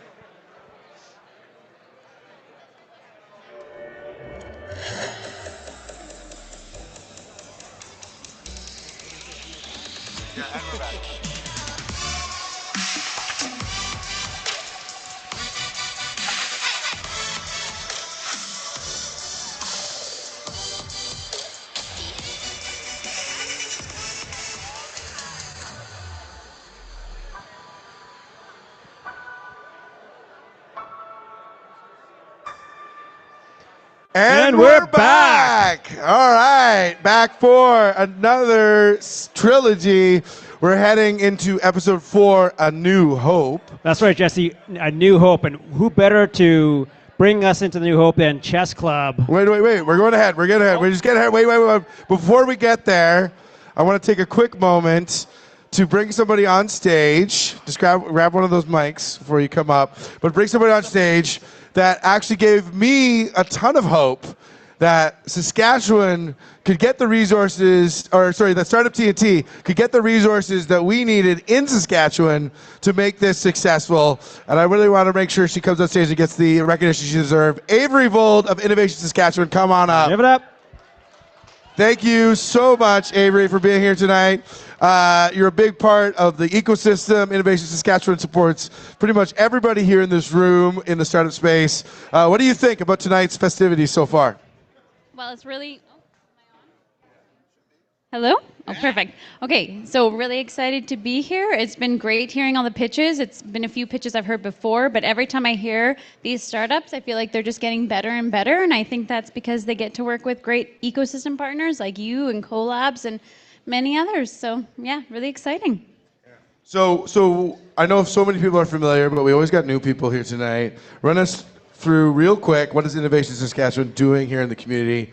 Give us your 30-second pitch. Sure. So for those who don't know, Innovation Saskatchewan is the province's single innovation agency whose mandate is to help support growth of the tech sector and support the commercialization of research. So just want to mention a few initiatives we either house in-house or that we support that are really relevant for startups. So as many of you know, we have the Saskatchewan Startup Incentive, so the STSI program, which is our angel, right? Our angel investment. 45% back on your investment. Yeah, our angel investment tax credit program. We also have our Made in Saskatchewan program, MIST, which is a program that helps connect startups to government to help them secure their first big customer. We work with Collabs as a core funder. We also own and operate 2 research parks in the province, which offers a great soft landing space for startups looking to grow, and we get to work with great partners. Yes, yeah, we're so thankful. Well, just so many things to learn about Innovation Saskatchewan. Give it up for them and all the hard work they do for this province. We gotta it's just amazing. Thank you. All right. So thank you for giving us that hope. We're so pleased and look forward to a potential special announcement between Innovation Saskatchewan and Startup TNT at the finale. Just a little teaser there for you. Oh. Right. So now it's time. Now we're going to bring in Chess Club. Right. One of our newest sponsors here in Saskatchewan. And we're so pleased to have the Leas of Chess Club, Larry Anderson. And then on the Q&A, we've got Sherry Bahil as well. So, Larry, right? Yeah. You're brand new on the scene, but you've just like burst onto it. Yeah. Right? What do you think of the startup scene here in Saskatchewan? We absolutely love it here. The reason why we got so interested is we consider our agency kind of a startup in itself. We bought an existing agency that was around for around 40 years. And with 40 years, you get a little old rich mahogany along with it. And we decided to tear it all down. Spatial awareness, get some, spatial feng shui going, and we decided that we would start an agency that was built on new values, not profit-based, and that's why we connected to the startup community so much, is that we really focused on the why instead of the what. That's amazing. I love that. And Chess Club also made the video that we just saw. Yes, thank you so much. Those hype videos that we got, Chess Club was part of making that happen. The third in the trio is Carl. He's one of your owners, and he's just awesome, right? Your whole team is awesome. You got a bunch of people from Megan's here as well. Yes. She's so fabulous. We actually had a theme for tonight because we're all wearing black. So we thought we were part of the Sith. Megan is Kylo Ren because she's tall and she has luscious hair. So, and then Sherry is Boss Vader because she's the CEO, and I'm Darth Maul because I got sick moves. So, yeah. All right, so we're heading into the new trilogy. Who's up first? Who's giving us hope? This is my boy Fred. I'm not going to say his last name because we discussed it before. So Fred G. And he is like the Obi-Wan Kenobi. Joe already stole my pitch, but these are not the credit scores you're looking for. That's what I'm saying. Fred, take it away. Fred. Hello, everybody. Everybody get their pizza in? All right. I'm Fred. I'm the founder of CreditGurus. We're Canada's first free online credit improvement service. Every month, more than 1 million Canadians go shopping for retail credit, and 800,000 of them are deemed to have subprime or non-prime credit. People that apply for loans in the automotive space, 46% of those people fail to receive any offers whatsoever from their banks. And in the case of online non-prime lenders, upwards of 90% of those applicants fail to receive any offers whatsoever. So the answer is simple. It's always been there. Let's help people improve their credit. However, when you take a look at the credit improvement industry, it's expensive and it's embarrassing. And it's because of those two things, it becomes very difficult to manage. And these applicants, they need help, and they need help now. CreditGurus is designed to help people resolve their credit issues, sometimes by cutting ties to their past debts, but by always creating a gateway to a new future. We created CreditGurus because of the uncertain economic times in Canada right now. Insolvency is up 23% year over year, and with the Bank of Canada having some pretty decent losses, we can all agree that we're probably heading into some uncertain economic times. So how does CreditGurus work? Well, we source our applicants from retailers and banks that whose applicants failed to receive an offer for financing. They're analyzed by our software screen, and the results are delivered by our video-powered process that we call Simplicity. And when the client's ready, they connect to the offers and the licensed experts that they need to move forward.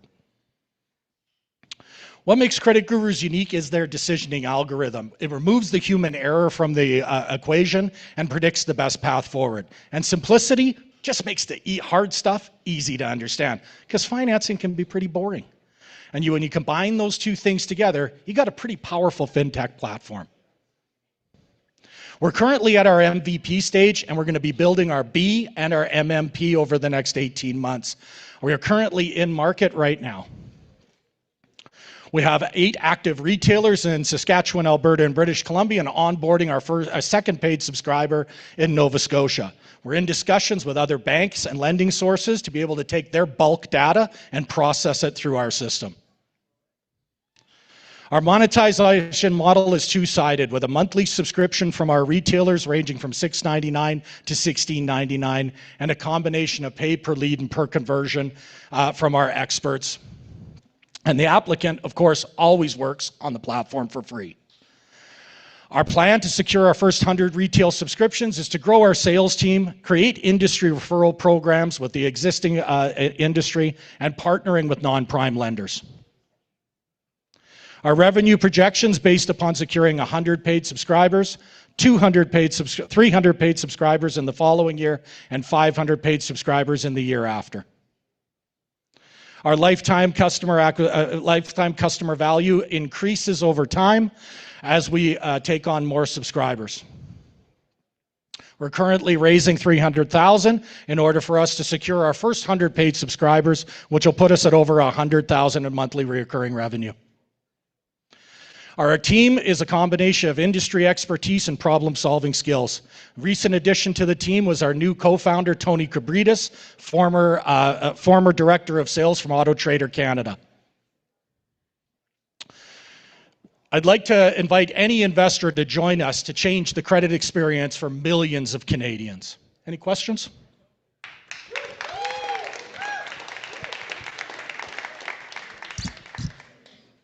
As luck would have it, I do have a question. I'm Sherry. I am Boss Vader that Larry was referring to earlier for Chess Club. And my question on the Star Wars theme is, what kind of new hope would winning this TNT Summit bring for CreditGurus? Great question. Investment into CreditGurus, we're a rocket ship waiting on the platform to take off. Right now, investment into the company is going to fuel expansion, and it's going to already build on an existing foundation, and it's going to allow us to serve those 100 retailers that we want to bring on board. That's awesome. One more question. I'm hearing lots from other investors that you're one of the best founder product fits that we've seen. So what is your history, Fred, that makes you the perfect founder to bring this product to the market? Well, to stay with our Star Wars theme, I was the Darth Vader of retail credit. Many times I would put contracts in front of a customer knowing that they were signing their financial demise. After 20 years in the retail credit industry, I wanted to take a change and make a change and come over to coming over to the light side. So CreditGurus started off as a passion project to help all the people that are currently being victims of financial crimes in Canada. We want to see people improve their credit, get that strong foundation, and move forward with their life. Awesome answer. Thank you very much. Thank you.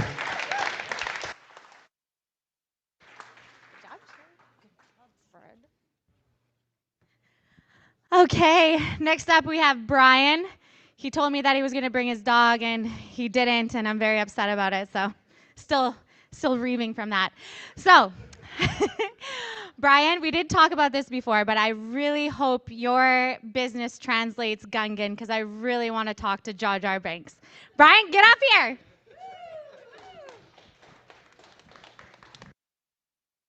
All right. Thank you so much, everyone. Well, my name is Brian Kendall. I am the CEO and founder of SayNC, and we're a Saskatoon-based startup that specializes in transcribing speech to LED text. Now, the problem is that communication in this diverse world is becoming challenging, mostly because of the language issues that come along with globalization. Now, also, you know, the COVID-19 pandemic, of course, made things worse, especially for the deaf and hard of hearing people.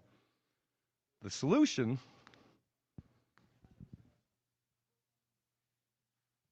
is speech to LED text. So our products help basically break down the language barrier by allowing people to be understood and understand regardless of hearing or language ability. Now, the global market for language translation products and software is, there was an insider report from Global Insider. It's $64.2 billion in 2021, expected to rise at an annual growth rate of 5.94%, and reaching $86.1 billion in 2028. If you add in the deaf and hard of hearing markets, that's going to be $109 billion in 2028. So our traction has been really good for a startup company. We've achieved really major milestones. In fact, our software for the speech translation has been successfully tested, completed. It's available for iOS. Our hardware products have been sourced, tested. We've established a really great reputation with our manufacturer. And we've generated all sorts of partnerships with commercial and retail type of organization. In fact, the government of Saskatchewan, I guess it's the head buyer of the province, has contacted us and says he'll help assist us with any presentations to government departments. Now, our company also has generated a very viral media campaign in 2022, and this has actually possibly led us to an appearance on the Dragon's Den. We're going to be going there May 8th, so just next week. we're getting filmed for the show. And so I can't say much until then, but hopefully you're going to see me on another stage in the fall.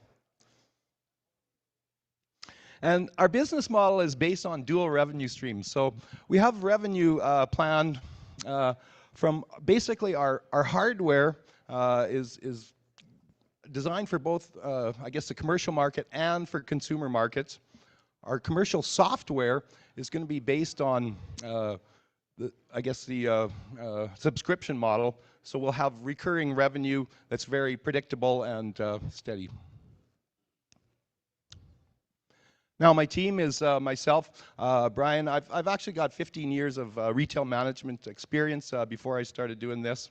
I've got Stan Garchinsky, who's just recently retired as sales manager for Saskatoon Motor Products, and our head IT developer is Naveed Ajam, and he spent many years with the government university in Pakistan. And that's it. Thank you so much.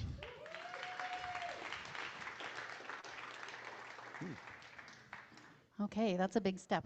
I have another question on the New Hope theme. Dragon's Den next week. That's amazing, very exciting. It is. What kind of new hope is that going to bring? What do you hope that will accomplish for you? Well, obviously the hope for the Dragon's Den, besides the money would be nice, but the hope is that when people see the products in use, and they're going to see a lot of different applications that these things can do.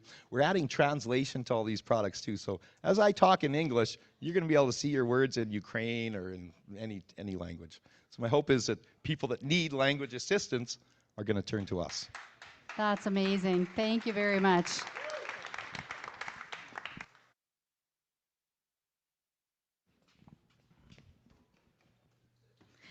Okay, next up is Haley. I just met her, and she is a sweet, sweet lady, so you better cheer her on. Haley, here we go. Thank you for that intro. Hi, everyone. I'm Haley Schwab, COO. VIZedi helps people communicate more inclusively in the workplace by making it easier to learn about, improve on, and measure. The business case for diversity and inclusion is stronger than ever. It improves innovation, talent attraction, and retention, all of which have a huge impact on the bottom line. We know that companies are searching for ways to speed up transformation for diversity and inclusion, and it's because the strategies available today are so slow. They are hard to measure, they're intangible, and so they need to bring this forward. And it's not only that, the generation that's entering the workforce today is diverse. So this is a matter of business sustainability.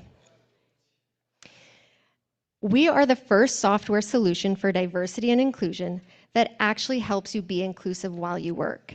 Think of a Grammarly for inclusive communication.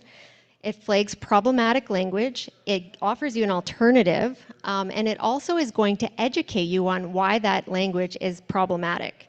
On top of that, you get a personal set of analytics that helps you learn about your communication habits. So for example, you could actually see if you are responding slower to a specific group than somebody who maybe looks more like you. So it's surfacing unconscious biases. One of our early customers who already spends roughly $250,000 in diversity, equity, and inclusion was able to see an increase of 80% in inclusive language just within 90 days of using VIZedi. So we validated this market, and what we found is that it really doesn't sit within a specific industry. What does matter is the size of the organization, so medium and large, the degree to which they're in the public eye, but also, their D&I effort. How much are they actually investing into this? A lot of these companies here are A students wanting to be A+ students. The HR tech market is giant. It's fast growing. Sorry, go ahead. Yeah. An adjacent market is D&I consulting, and it's grown from next to nothing all the way to $9 billion in just a few years.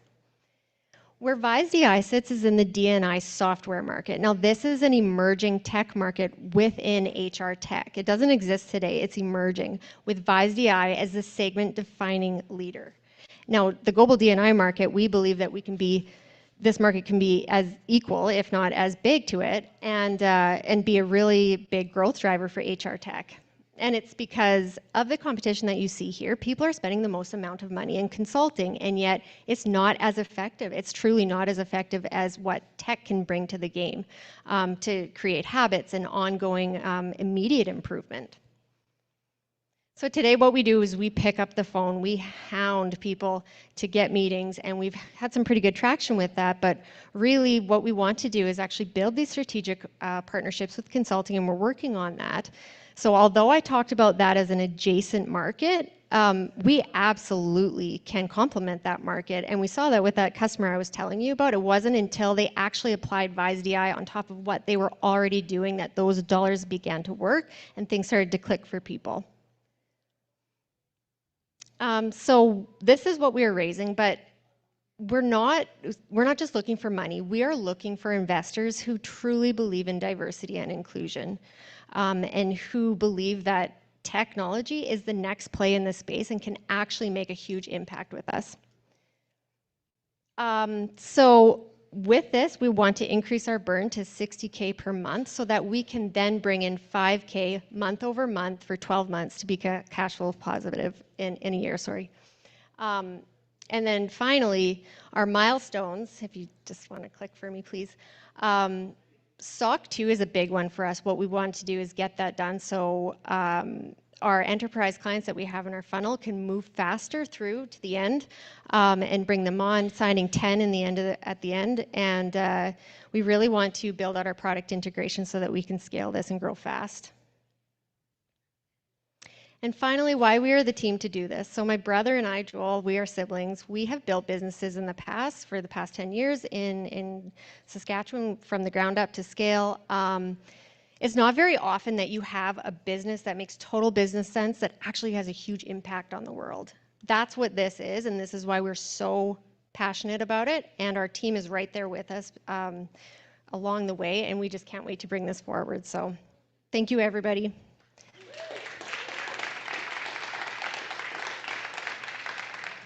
Hi, Haley. How are you? I'm good. I think by now you know what theme my first question is going to be. Let's hear it. The new hope that VIZedi is offering, what is it about that makes you so passionate to make it happen? Change, transformation. Do you know how slow it is to see transformation in your organization with diversity and inclusion? It's so intangible today, but we can actually bring this to the flow of work. We can make it not feel like anything, just part of how you are actually working so that we can impact change and have it happen next to immediately, but also build those habits for long term. Awesome. Thank you so much. Yeah, thank you. All right. Let's give it up for that block and the layas that just took us through it. Sherry and Larry, thank you so much. How can you not be just super hopeful after that block? That was right? amazingly inspiring. Yeah, totally. And you know what else is inspiring? The bar is now restocked thanks to our lovely event planner, but also all those that have been donating to the beer tab. So we've got donations from $5 to $100 from Stephanie Bailey, Stephen Maxted, Robert Simon, Stephen Brees, Adrian Mitchell, Josephine Naker, Daniel Gifford, Justin Komosky, Ashley from Ursabeth, anyway, Holly Stockall, and more. So if you want to donate, and Hassan and I have also donated, cheers at startuptnt.com. We're going to keep the party going all night long. We're going to head over to Earl's right after this, and we want to make sure we can buy some more for you. We want to have a good time networking, building those connections, making those friendships, and having fun, because that's what we do here at Startup TNT. That's what Startup T is all about. All right, so you start off with the new hope, right? But you know what comes next? Everyone remembers episode 5, The Empire Strikes Back. That's right, best movie ever. Right, it's a fantastic movie, but you're always reminded that disaster can strike at any moment. That's right, and that's going to be the theme of the next 3 pitches. Absolutely, and when disaster strikes your financial runway, what better to do than make sure you've got your shred claim in? So just making sure to make that happen, we've got Andrew Kudell from Infinity Shred coming up to co-host our next block. Give it up for Andrew. Thanks, Jesse. Yeah, and so Andrew, you've been following along with Startup TNT and getting into the tech community for the last little bit. What have you been seeing? What gives you so much excitement? What gives you hope for the tech sector here in Saskatchewan? Yeah, great question. Don't get too mad. I've never actually seen Star Wars. Oh, what? I know. My 5-year-old loves Star Wars, though, so he gave me a piece of advice before coming up here. He said, do or do not. There is no try. Perfect. And I love that all these startups are out here. They're doing it. They're making a change. They're trying to change the world and making a huge impact. So got to love that. Absolutely. Yeah. So just real quick, 30-second pitch. What is Infinity Shred? What is Shred for those that don't know? Yeah, for sure. So Infinity Shred, we're a boutique scientific research and experimental development consulting firm here in Saskatoon. Essentially what we do, we help a number of startups get money back from the government for any new product or process development. So if you're interested in that, come say hello, and happy to chat some more about how we can maybe help you out. Awesome, that's great. So who's going to be our first pitch for this? Yeah, to kick it off, please give it up to Karen from Enviro Integrations. Great, and we're going to have Mike Wolfstead.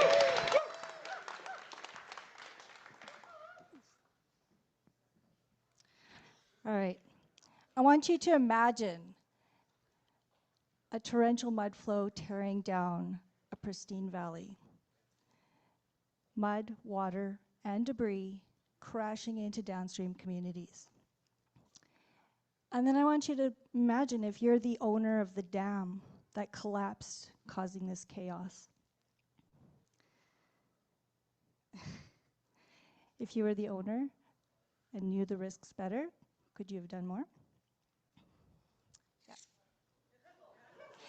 I am Karen Chauvin. I'm the CEO and founder of Enviro Integration Strategies, and I've been working in mine waste management for 25 years. We're giving mining executives with our enterprise solution insights and valuable knowledge on those risks so that they can help prevent failures such as that. Good. I can tell you that there are 2 to 3 failures every single year. And with that, we have new standards in place that require corporate accountability. But there are a lot of challenges in managing the risks of these facilities. Mining companies often own many operations with several different facilities on each and every property, and they're all unique. No one size fits all different types, shapes, and sizes. There's multiple people involved, both internally and externally, to manage these facilities. And with time, personnel leave, and that knowledge that they carry goes with them. There's a lot of information also collected and stored in various formats and in a lot of different locations. And we need all that information to assess the risks. So our solution brings all that information into one hub so we can track and know the information over time. We have a consistent evaluation process that allows us to compare all those unique facilities, and then you can clearly see which ones pose the highest levels of risk and drill into the details to know what needs to be done. We built this tool with collaboration with Agnico Eagle Mines. They're the 3rd largest gold producer in the world. They wanted the solution. We helped them build it, test it, validate it, and they are fully utilizing this tool for their entire portfolio today. We launched it with them last summer, and to date we've also earned another $90,000 in non-recurring revenue, supporting them to bring on additional facilities that they've acquired. So because we can apply globally and to any mine site, we are going after the small to mid-tier leaders who are already adopting best practices. And then we'll grow that market over time. There's an estimated 20,000 facilities around the world, and that's just the tailings facilities. There's several other types, and this is growing exponentially every single year. And we do have additional markets to go after for any of those geostructures out there. We have a strong leadership team with over 65 years of mining experience, as well as an in-house and external team combined. We're also working with Levis Tech to build our software and to build our sales and marketing. Looking forward, we're raising $500,000 to help grow that team. We want to bring on some senior staff. And we will be initiating in the next 6 months 3 new contracts on the tune of $1 million. And we will be adding on new functionality, including multiple standards reporting, compliance planning and tracking, and scenario analysis, with a long-term view of adding AI and machine learning in a one-stop platform. So we hope that you'll join us because we know that risk will not diminish without action, and we need some help. Thank you.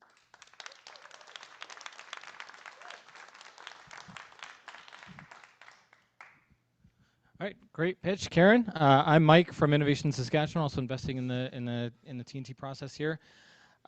Really like what you're working on here, solving problems at big mining companies. One of the things with working with the empire or big companies is just making people's lives easier. When you're looking at like middle management and operators in those big companies, you're just trying to make those pain points a little bit less painful.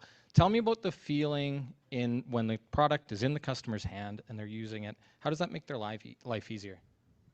So currently, all of this information is getting assessed, but it's being done manually, and it's being compiled in spreadsheets every single year. And so with these new standards coming out, it's a very rigorous process. So it just would fast track that process over time. The first, intake will take a bit of time, but going forward, anytime they need to see where their action plans are at or where their reporting needs to go, they can pull up what's already in the system and just adjust it and change, make updates as needed, and then run the reports and such. So it makes life easier for the folks up at the top of the chain to communicate, to put out reports, and also for the operators, because then they know what they're being judged on, and they can take actions and work on those things. Awesome. And so when you're fighting against the empire, you need an unfair advantage like the force. So I want to know, what's your unfair advantage to get to market?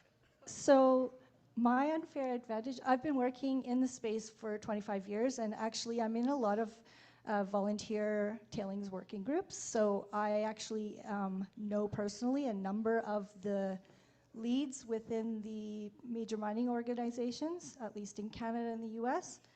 And I speak a lot, so I'm well known.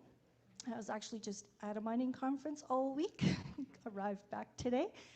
And yeah, I think I teach, so people reach out to me for information, so I have that. And I think otherwise there's not really an exactly similar product right now. We have a lot of complementary or secondary competitors that are collecting real-time data in the field, and they're using that to manage risks, but it's very reactive. So we're looking at all the front-end things. Have you done the right things? Have you done them in the right order? And yeah, have you made it safe as you can before you rely on the reactive elements? Amazing. Thanks. Yeah.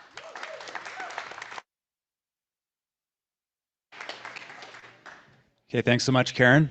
Coming up next, we have Jeremy from Waste to Gas Energy Technologies.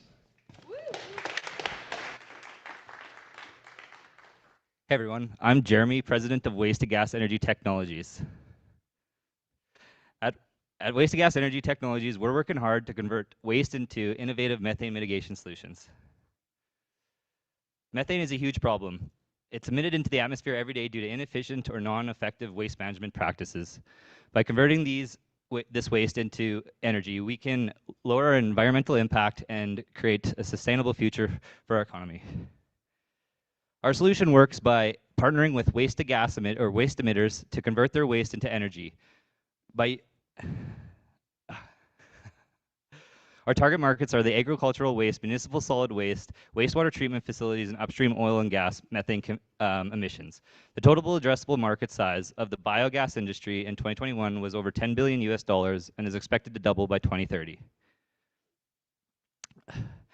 By utilizing a proven and tested technology known as anaerobic digestion, we can take organic waste inputs such as livestock waste, crops, wastewater, and food waste, and put them into the digester where efficient conditions exist for bacteria to break down the organic waste into methane. The methane is then harvested and converted into heat and electricity, where it can be used directly for sustainable energy. However, we can also upgrade it into biomethane and renewable natural gas, where it can provide further utility to people who need it. Additionally, we waste nothing, ensuring that all of the digested from the process becomes a valuable resource, serving as a nutrient-rich soil amendment or fertilizer. By how we tackle methane emissions from the upstream oil and gas industry are by using efficient methane gas collection systems to take the unabated methane and convert it directly into electricity, similar that we would do through the anaerobic digestion process. That brings me to my team. I myself am an IT guy. I started this by finding a niche for data centers, and what they needed was low-cost electricity. From that, I paired a team with my father, Merlin, and Sean Meyer, who are power generation experts and journey person electricians. They have over 15 years in electrical and power generation, and I bring the IT experience to match the high-performance computing clientele. Right now, we're on track to deploy our first 100-kilowatt generator at an upstream oil and gas producer's site in Alberta, which will lower carbon emissions from that producer's operations. Additionally, we're partnering with a feedlot in Lanigan, Saskatchewan to develop our first anaerobic digester, which we're hoping to complete within a year. Beyond that, we hope to achieve 1,000 kilowatts in abated methane emissions from upstream oil and gas technologies, and we don't stop at that. Our goal is by 2030 to basically eliminate carbon emissions equivalent to Saskatchewan's footprint. Thank you, and I look forward to any questions you may have.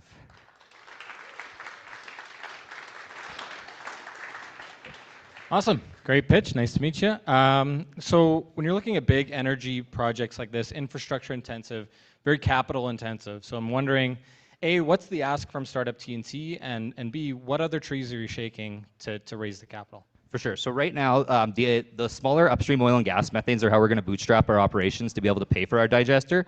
I learned about startup TNT and was hoping to possibly partially fund our digester with our partnership feedlot in Lanigan. They are interested in providing a partial amount of the investment, and that's why I came to Startup TNT to look for possibly investors or strategic partners to look for the anaerobic digestion side.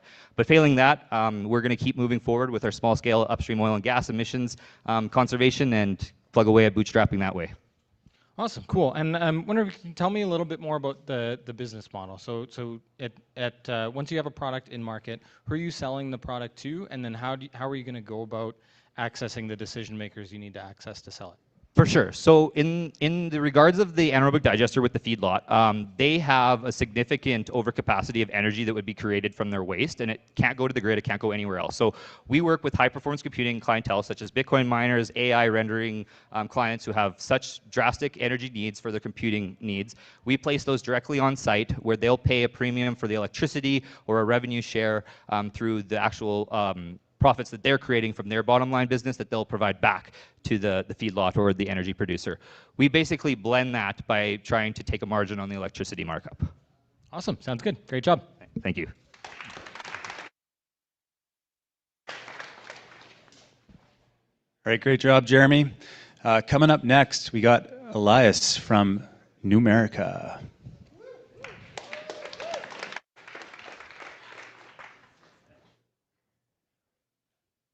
Okay, hi everyone. My name is Elias, co-founder and CEO of Noumerica, working on serious security for serious data. Every day we work with many types of data in hospital, in e-commerce, IoT, insurance companies, and many more different institutions.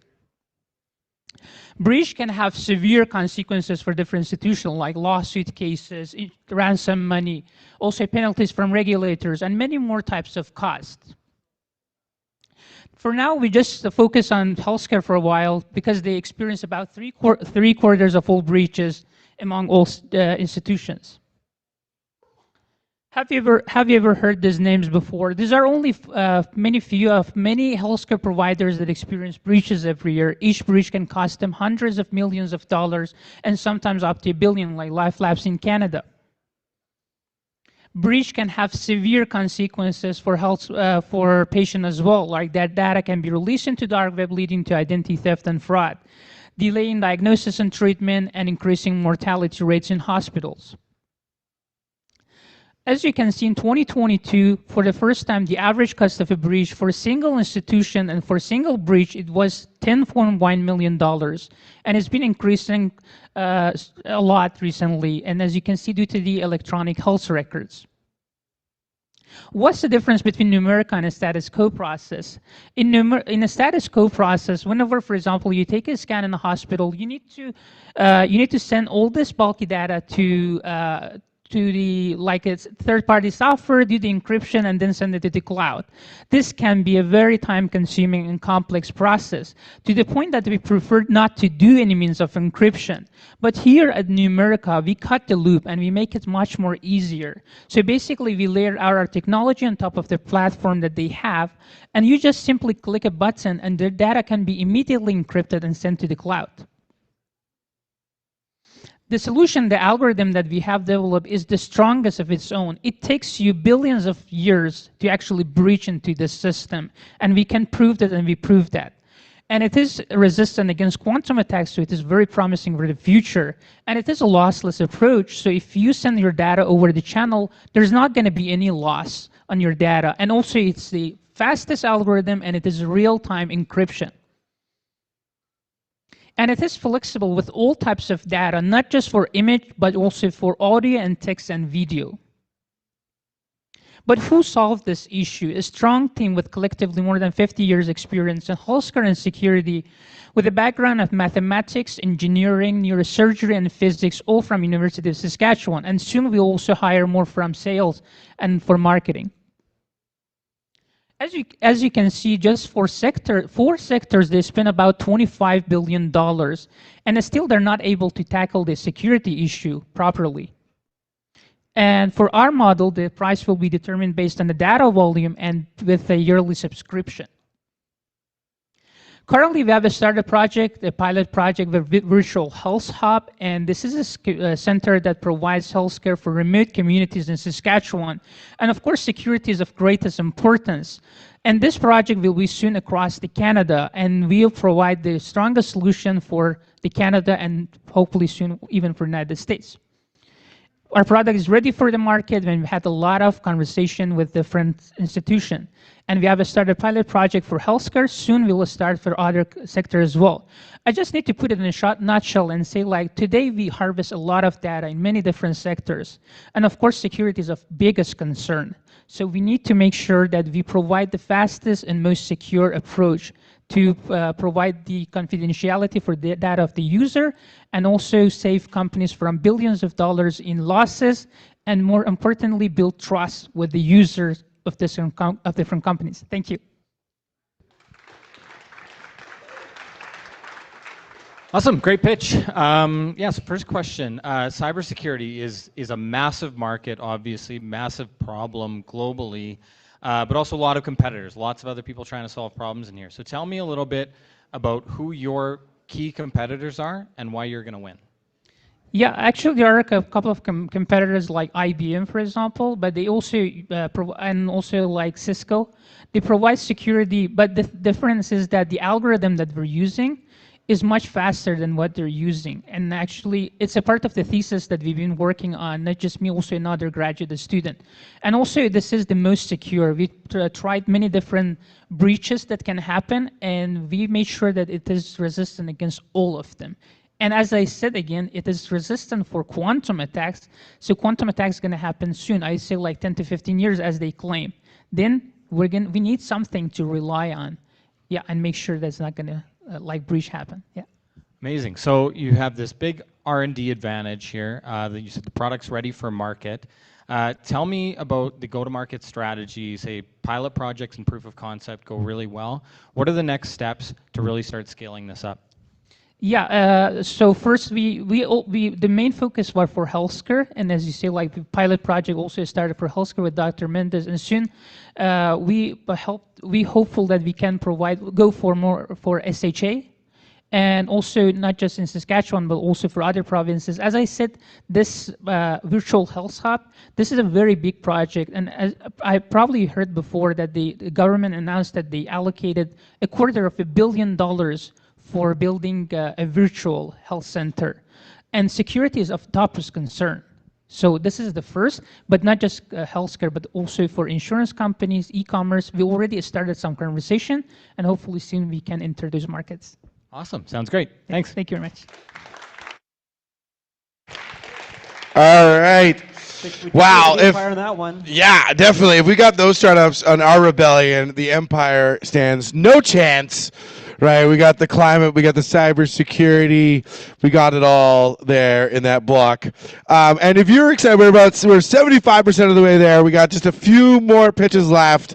I know it's been a long night, but we appreciate your energy. Let's keep it up going in. And if you've been excited by these pitches and you're interested in potentially investing with us, we're looking for more accredited investors.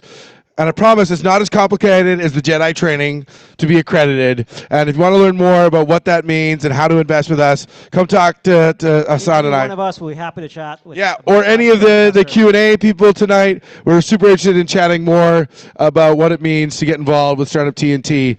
We're looking for more people to join the Jedi Order. And that leads us right into the next episode, eh? Right, the next episode, episode 6, where we're going to hear about startups that exemplify the Jedi, because it's Return of the Jedi. Yeah, absolutely. And we're so pleased tonight to have the OG Jedi Order of Saskatchewan here. We have Sharita, represented by this the amazing Stefan O'Reilly, coming out next. And who's the Jedi Master on the Q&A?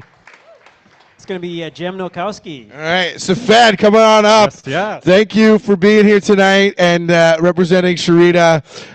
What do you think of what you're seeing today with the startups here in Saskatchewan? Yeah, I think all of them have been fantastic so far, and give yourselves a round of applause too, because there's just so much love, support in the room, and that's so important. So yeah, give it up. Having fun, we're making friends, and we're going to build some companies. Absolutely. Right. So what is Sharita doing to build companies right here in Saskatoon and actually around the province? Yeah, absolutely. So at Sharita, we have 4 different areas that we focus on. One is Indigenous business opportunities. The other is business attraction and expansion. The other is economic intelligence. And the one that's a little bit more near and dear to my heart is entrepreneurship with our SAS Startup Institute program.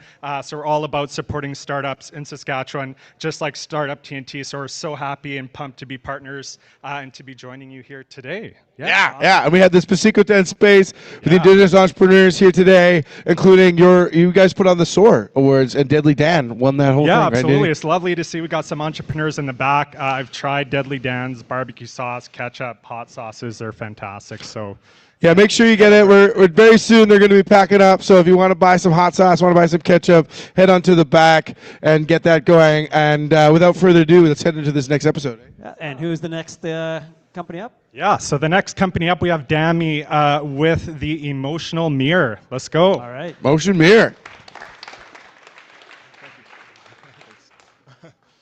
All right, it's been a long night, and I've also driven quite a while to get here, so forgive me if I use my cheat sheets to sort of fill in the gaps. But yeah, my name is Dami Agbayami, and I'm here to introduce you to my product, the Emotion Mirror, which is a social reality platform for emotion communication and wellness. Next slide. Yeah, next slide, please. All right, so, actually, sorry, one last, back. All right, so mental health is a growing concern in Canada, and millions of Canadians struggle with anxiety, depression, and aggressive disorders, as well as PTSD. And this is a growing problem that needs to be solved. So next slide. So currently, anxiety, as you can see, affects a majority of people between the ages of 18 and 44. And this issue will continue to be a problem for future generations, and it needs to be solved today. Next slide. There are also issues with communicating feelings to physicians or therapists. And the difficulty in communicating emotional concerns is exacerbated when a person tries to speak to their doctor who does not have screening tools to adequately address their issues properly. So this is where the Emotion Mirror comes in. We've created a feeling visualization tool and a social reality platform as well as mobile apps that help people visualize their feelings and share it in a secure environment with their therapists and physicians, but also with other people who they want to engage with in a safe and secure environment. We're also developing a mixed reality platform, which will include augmented reality and virtual reality to increase immersiveness so that we can enhance the experience of the feelings, but also help people alleviate their problems. So this project actually started with my master's research creation project, where I engaged with artists and consulted with them, and essentially they helped me understand how to create a platform that would sort of help them replicate feelings. And I went through an iterative prototyping process, and I conducted research afterwards to understand whether this product was effective. So what I was able to find was that with my product, by people creatively expressing their emotions, they were actually able to enhance their emotional regulation as well as awareness of their feelings. And that actually coincided with positive changes in how they experienced their emotion salience or intensity. Next slide, please. As you can also see from the charts here, when people engaged with their emotions by creatively expressing them, their feelings actually changed. So it started off maybe with more negativity, and it eventually turned into more positive affect, which is a great thing that we want to see. And mindfulness practices actually teach us this, that by focusing and engaging with your feelings, you can actually reduce the intensity of those sensations. But you can also see in the chart, you can also see in the charts that more positive words did show up within their expression as well. Next slide. So the market opportunity in the global mental health apps market is about $5.4 billion today, and it's growing at a rate of 37% annually in North America. We aim to capture 5% of this market share by capturing the individuals who are struggling with psychosomatic issues and bringing them onto our platform at a price point of $5.99 per month, which will eventually lead to a revenue of $18 million per month by 2028. Next slide. So this is my team. We're very dedicated and we have a diverse skill set, and we're really motivated in changing the landscape of emotion regulation and mental wellness. Next slide. We are also supported by juggernauts in psychology, computer science, as well as medicines, who have really supported us through this entire process and helped us ensure that we deliver the product safely to our users. Next slide. So we're planning to raise $1.25 million in funding through investments as well as grants through institutions such as NSERC and others. And through our activities, we plan to continue recruiting people who are dealing with psychosomatic issues, as well as those who are looking for preventive measures to help them improve their performance and engagement with their own feelings, to help them reduce their stress and other issues that they're facing. Next slide. So this is our product. It's currently on the Apple iStore. We have 124 downloads. Actually, I looked at it today, and we have about 130. And so it's growing. There is interest in this space, and we are really looking forward to working with you and potentially having you invest in our company so that we can change the landscape of mental wellness. Thank you very much.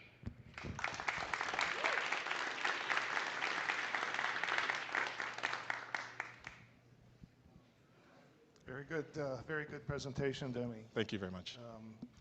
Welcome to the stage here and sharing our time with you and the great research that you've done and are out to prove. It's a very necessary challenge to address right now. So congratulations on that. Absolutely. I'm Jim Nowakowski, and I'm happy to be here to ask you a couple of questions. Sure.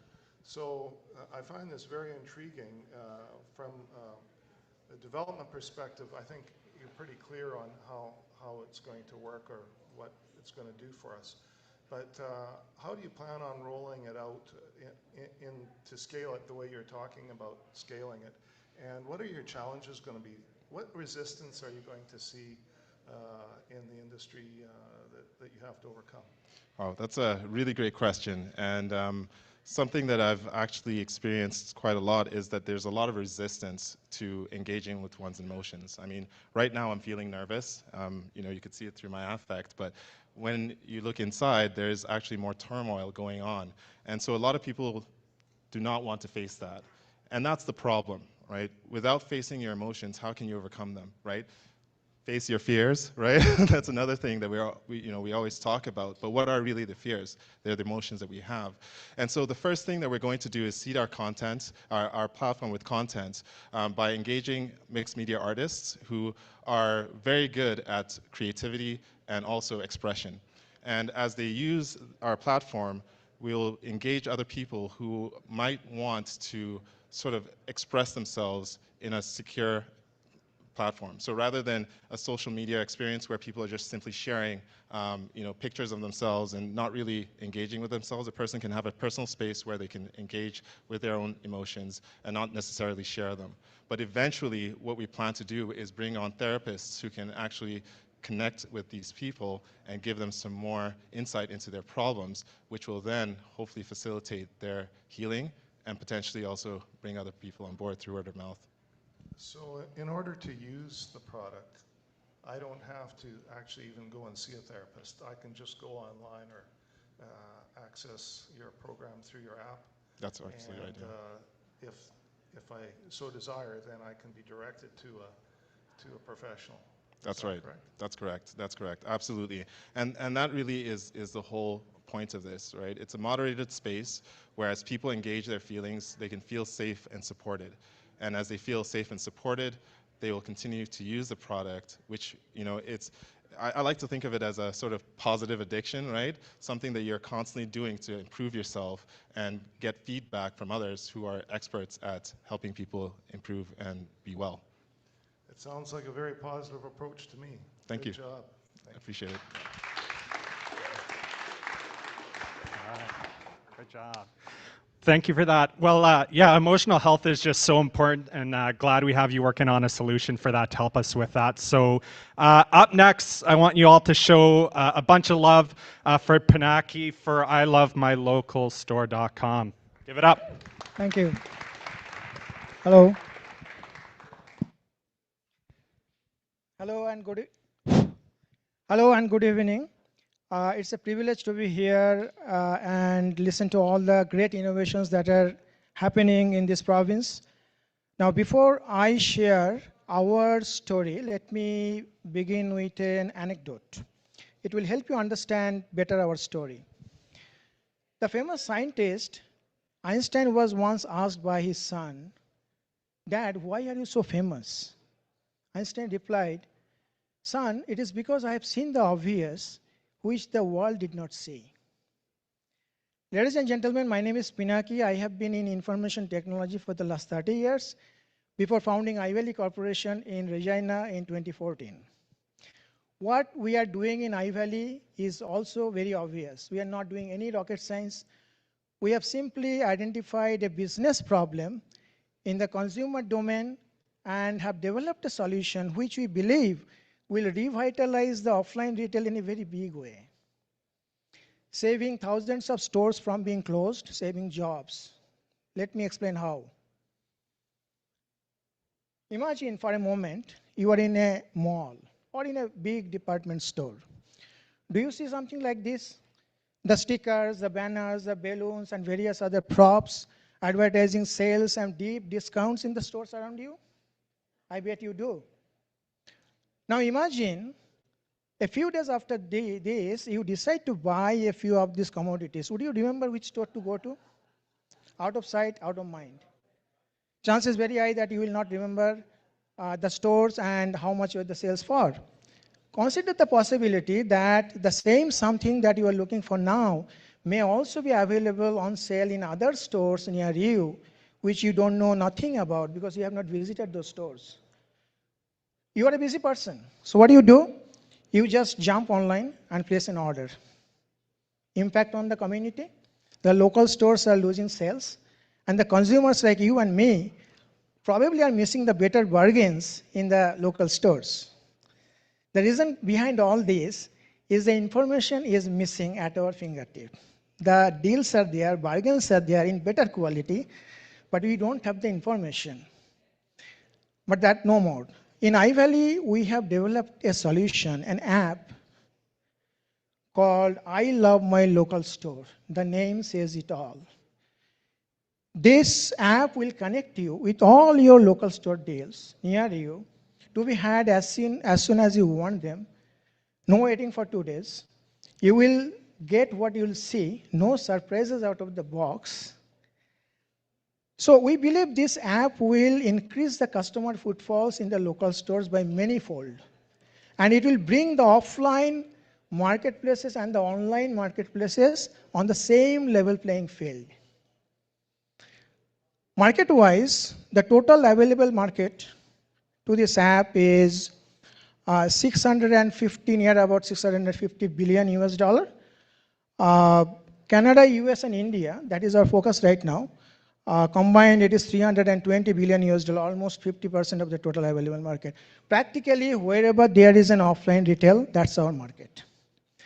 Traction-wise, we had very promising numbers coming from India during beta testing of the app there. With just 4 weeks of effort, we had 44 merchants onboarded on the app and hundreds of deals listed. The journey so far has been made possible by an awesome team of co-founders and co-workers. You can see 4 of them here, but the team is much larger than this. And the journey forward can be path-breaking with your support.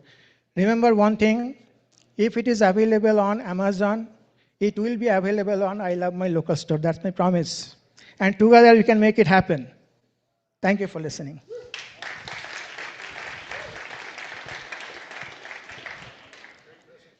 Thank you.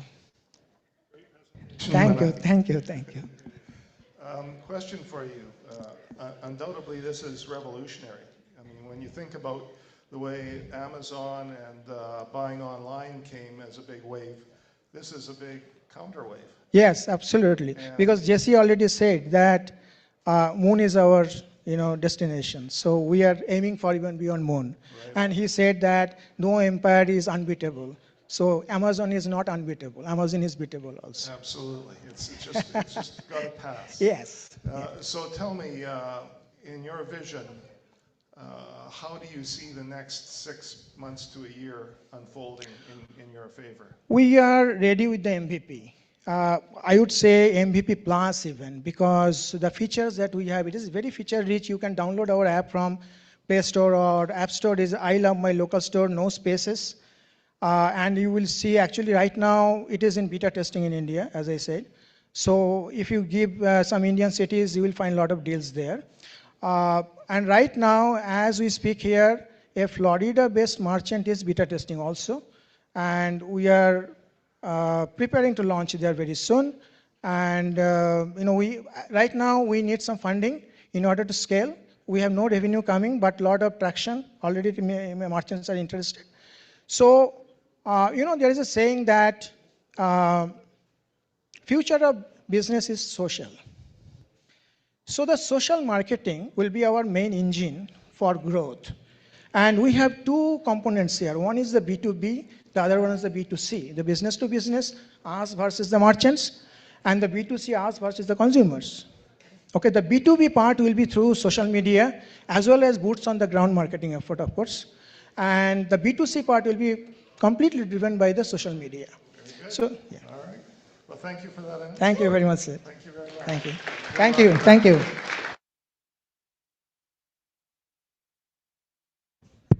There we go. Yeah, gotta say I'm a sucker for some local deals, so yeah, excited for that. Now our third and final act of the 6th movie belongs to Blair with GravityBrain, so show him some love. Thank you. My name is Blair Zettel. I'm the founder of GravityBrain Inc. and the brand BZ ABC, helping every child excel at school. Next slide, please. Every day around the world, millions of people, children, struggle and often fail to learn core subjects such as English, French, and math. Parents and teachers are frustrated at the poor results wasted time and effort, and lack of real insight into student progress and performance. In the early 2000s, I had the same problem as a teacher in Taiwan's elementary system. I saw between 600 and 1,000 young Padawans every week. Unfortunately, the results were very poor. However, once I brought the guitar into the classroom and started using sing-songs or sing-alongs with learning targets, the kids became engaged, they had fun, and most importantly, they learned very quickly. Next slide, please. So our solution, the BZABC solution for kids, became about engagement, participation, and guidance. We offer engaging animated learning movies and interactivity, participation with echo songs and exciting exercises, guidance with daily personal practice, and adaptive reviews which are server-driven. Next slide, please. Parents and teachers get meaningful live reports, instant messaging so they can communicate with one another, and magic login for easy access for the children. The effect of this is that all the children learn everything effectively, and there's no holes left in the learning process. Next slide, please. Our target segment is schools and parents, and for children 3 to 11. The target markets are primarily the Americas and Asia, and there's about $120 billion worth of e-learning market that happened in 2022. Pretty much split evenly between those two regions. So our strategy is basically using social media for promotion. We will be buying some ads. We will work with affiliates and partners because it's a big world and there's no point in us trying to have a footprint everywhere. So we'll work with local publishers who already have footprints there and perhaps are not digitized, and they can use our platform through our pub tool, which is more fun than it sounds. And we also are going to be using the freemium model. It's already incorporated into our apps. We offer services with ad subscriptions and per-seat course sales. Next slide, please. This is the development team. Myself, I have a lot of experience in the ESL industry in various roles. My wife, Ada, who, Mei Wen, it's her Chinese name, who is an ESL curriculum developer. Rob Bryanton is our director of production. You may know him from Quarter Gas. He was the audio post guy and the music writer. Last year in our studio, we did the audio for Dangerous with Mel Gibson. And we have a number of other people on the team from various countries. Alex in the Ukraine has been with us for 5 years. It's been challenging to develop over the last couple of years, of course, but he's managed to pull off our latest app, and so we're up and operating. Next slide, please. So these are our financial projections. Of course, they'll need some explanation. Right now, the important thing is that we are in the green because we have a diverse portfolio of products and services that we sell in addition to the e-learning services. Next slide, please. So these are our history over the last 5 years or so. You can see that we've made a slight profit in the last couple of years, and we're investing heavily into the IP as well as the intangibles as we move forward, which is primarily in the software development as well as the content development. So we've raised up to date, we've raised $1.27 million, and we're looking for another $2 million, primarily for content and software production, and also a little bit for sales and marketing. Next slide. So BZABC, a bright, successful future for children everywhere. If you're moved to make a difference, let's talk.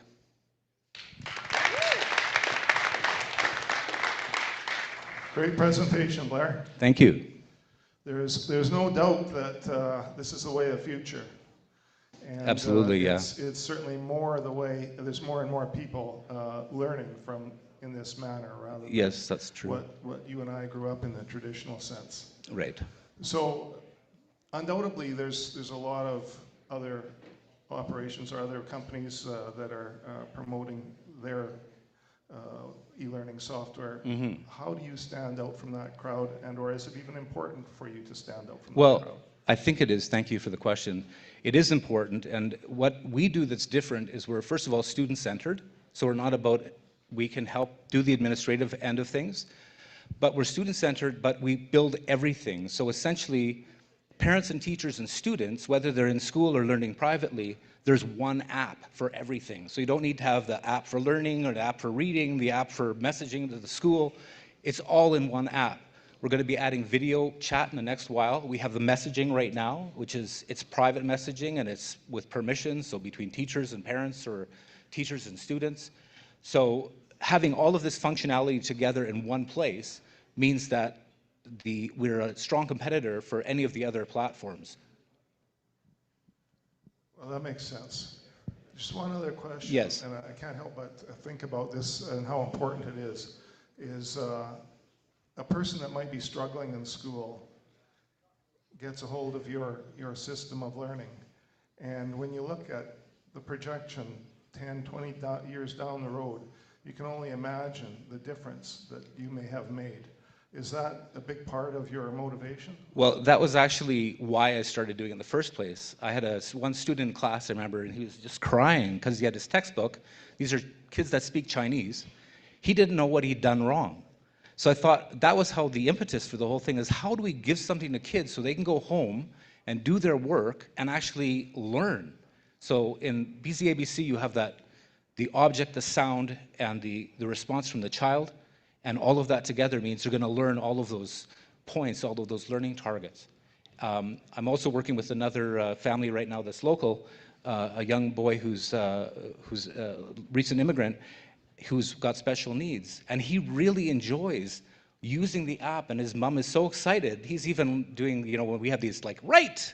And she's excited because he's not just doing the learning targets, but also even imitating the other sounds that are in the app. So. Yeah. It's pretty exciting. I can see the value in the fact that maybe a person growing up that otherwise would not be a successful academic could actually be successful in the academic field, which he otherwise may not have been. Yes, and that's it. We're shooting for 100% success for everybody, especially for those kids that otherwise might not be able to hit the top rung. Wonderful. Well, congratulations. Thank you. And all the luck. Best of luck to you. Thank you.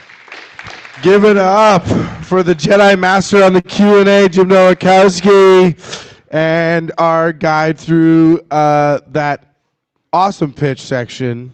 Thank you so very much, Stefan O'Reilly, as well. And yeah, if that's what the Jedi returning looks like, man, like count me in. Oh, you know? for sure. Right? That was amazing. All right, so I know we got 2 more pitches left. I just want everyone to just take one quick second, just stand up with me, right? We got to shake it out. We got to take a break for the binge watching. Right. Shake it out. You know what comes out in episode 7, right? The Force awakens, right? That's it right. awakens, and we gotta be hyped up and ready for the last 2 pitches because we got an all-star lineup here as we did all night long, right? Bringing us home. Just 2 more pitches, and here joining us tonight to help us to talk about how they awaken startups. Right. Is Lawrence Zagaria from BDC. Yeah, come on up, Lawrence. Right. BDC, has done so much for the startups here in the room. I know a number of startups have gotten loans, have gotten capital from you. Tell us a little bit more about what BDC is trying to do, especially got some recent developments. A bunch of things have happened recently at BDC. So thank you very much for having me tonight, Jesse. And it's a pleasure to be here. Good evening, everyone.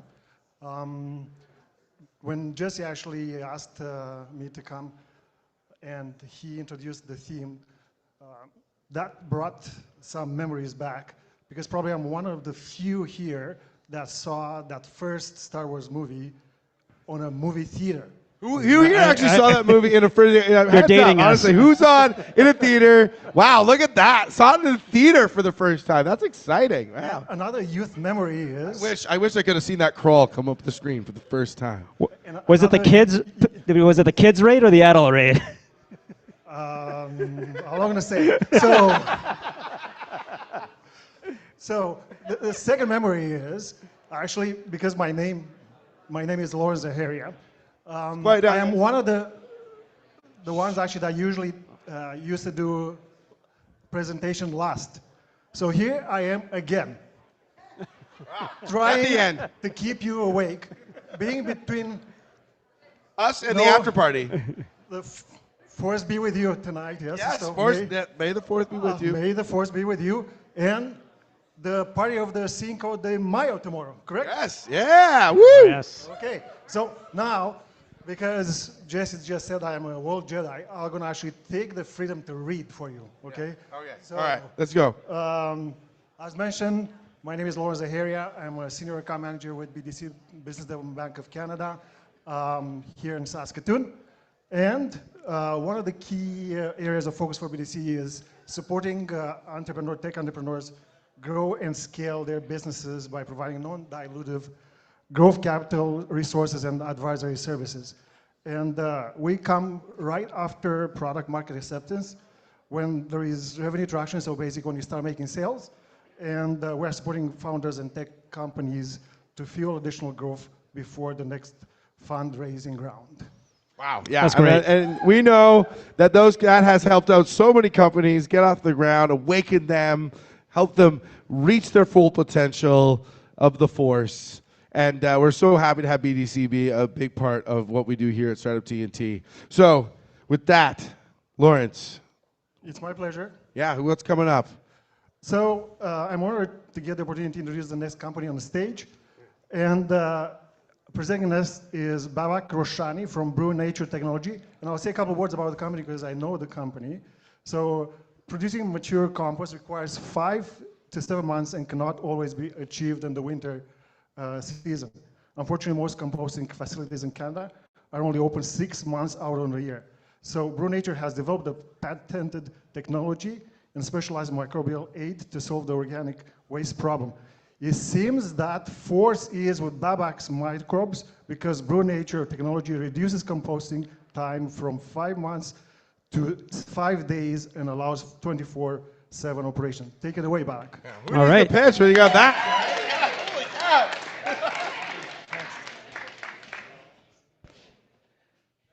Hi everyone, and I have a good news for you. Today is my birthday. Yeah, so I am Babak Roshani and CEO and co-founder of BrewNature, and I am here to introduce you the revolutionary technology in organic waste composting. Next, please. In Canada alone, 60% of all food is wasted, with 9 million tons ending up in our landfills annually, and also causing the emission of 9.8 million CO2. And solving that problem is equivalent to removing 2.1 million cars off the road.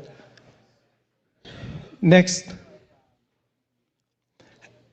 And right now there are regulatory pressure in place, and there are small and medium-sized communities that are paying a lot of money for shipping their organic waste to the bigger hub. And BrewNature can solve that problem by providing long-term environmental benefits and support the sustainable future. Next, please.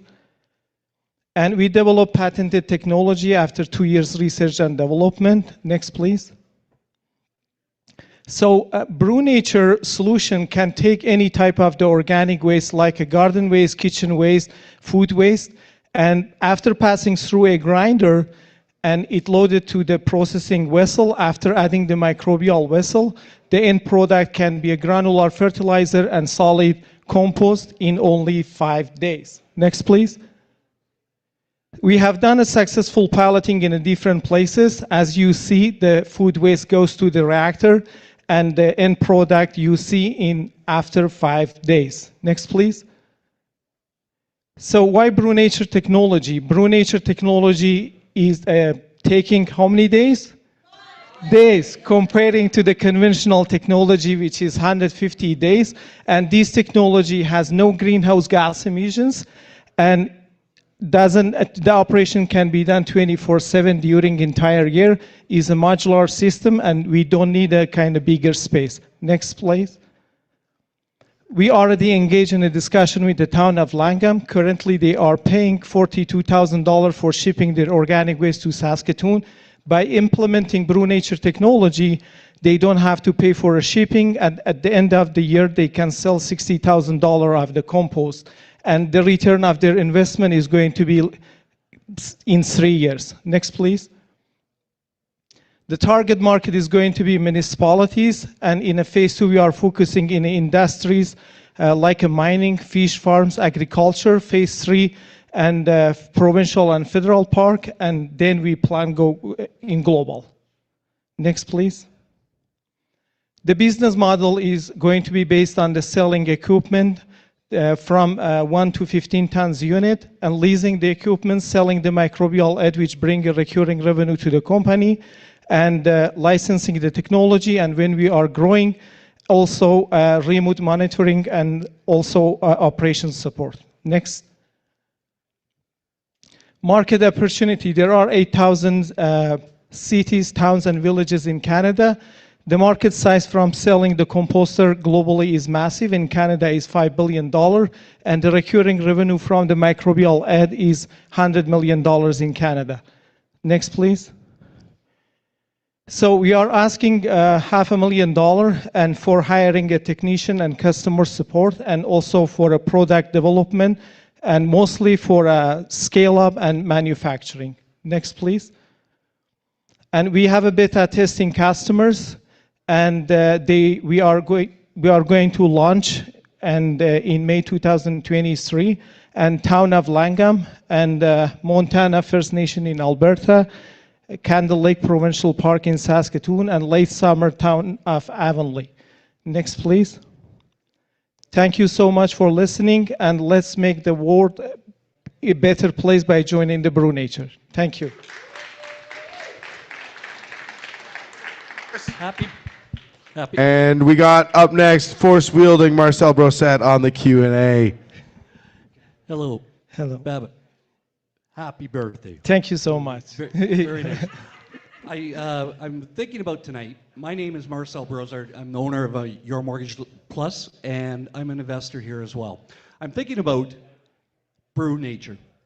What do you think about when you hear BrewNature? I think of brew, which is brewery, which is I'm going to give 150 to the tab. Thanks. Yeah. My question for you this evening is, your vessel, you said that can operate 12 months out of the year. Can it operate in the cold, in -40 below? And if it could you scale up large enough that it could take care of the city of Saskatoon's organic waste problem? Yeah, great question. And it can be inside the building, and also can operate during the entire year, and doesn't have any seasonality dependence, and is a modular system. And let's say for a city of Saskatoon, I calculated with a maximum 40 vessels, we can take all the organic waste in Saskatoon. That's fantastic. We could get rid of all our green bins and just give everything to you, right? I hope so. Thank you very much. Yeah, you're welcome. Thanks.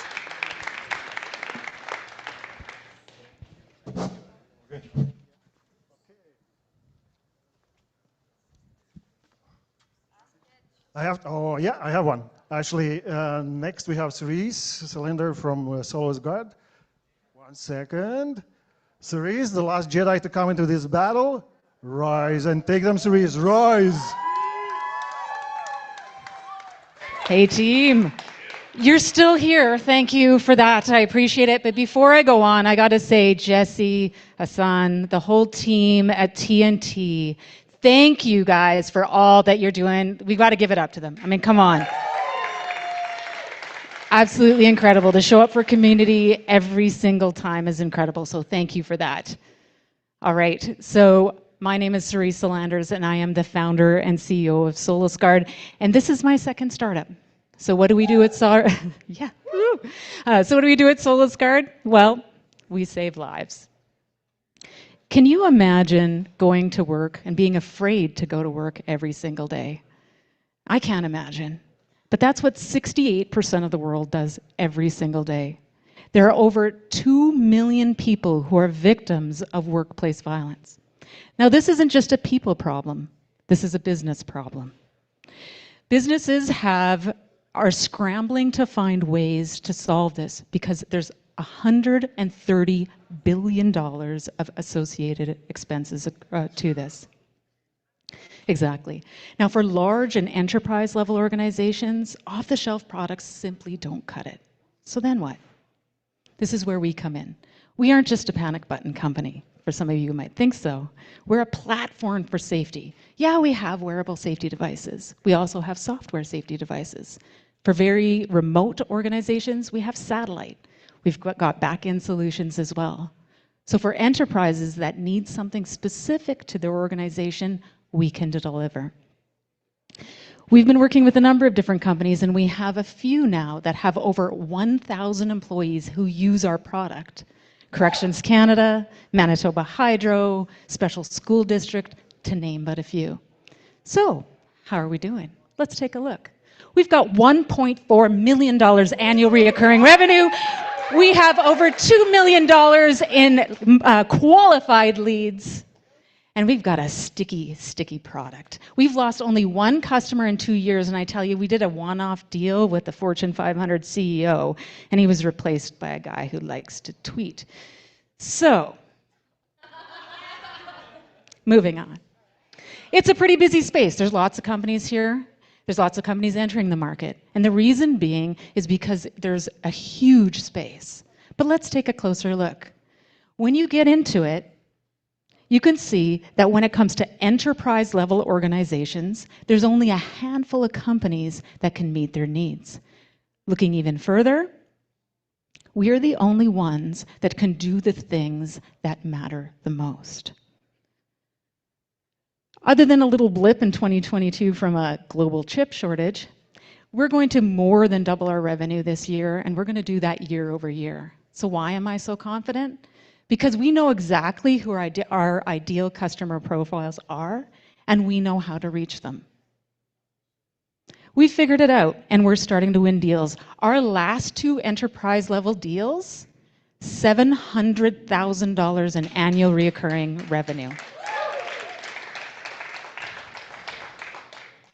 And I'm also pleased to announce right here on the stage that we are opening up an investment round of $1 million US.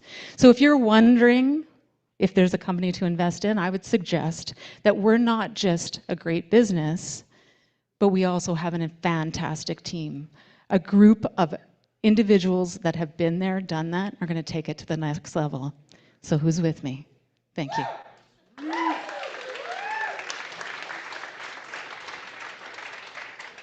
Well done, Cerise. Very impressive numbers. I'm very excited to see where you're going to go in the future. What I would like to know tonight is what sets you apart from the others? You know, we have really incredible technology. We do, and it does stand out. But I think what sets us apart from everybody else is that we're really good business people. And we make really good decisions, and we try to make really good decisions every single time. And I think that's why we're going to win, because this isn't just about making a good product, but about building a fantastic business. Very, very impressive. Very impressive.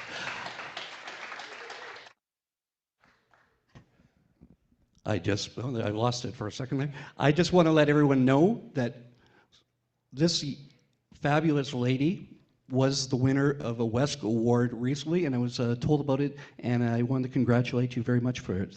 Thank you. Well done. Thank you very much. Thank you. Wow, look at that last block. All those force wielding. Marcel, Lawrence, thank you so much for bringing us home. Holy cow, 20 up, 20 down. Give it up for those startup founders.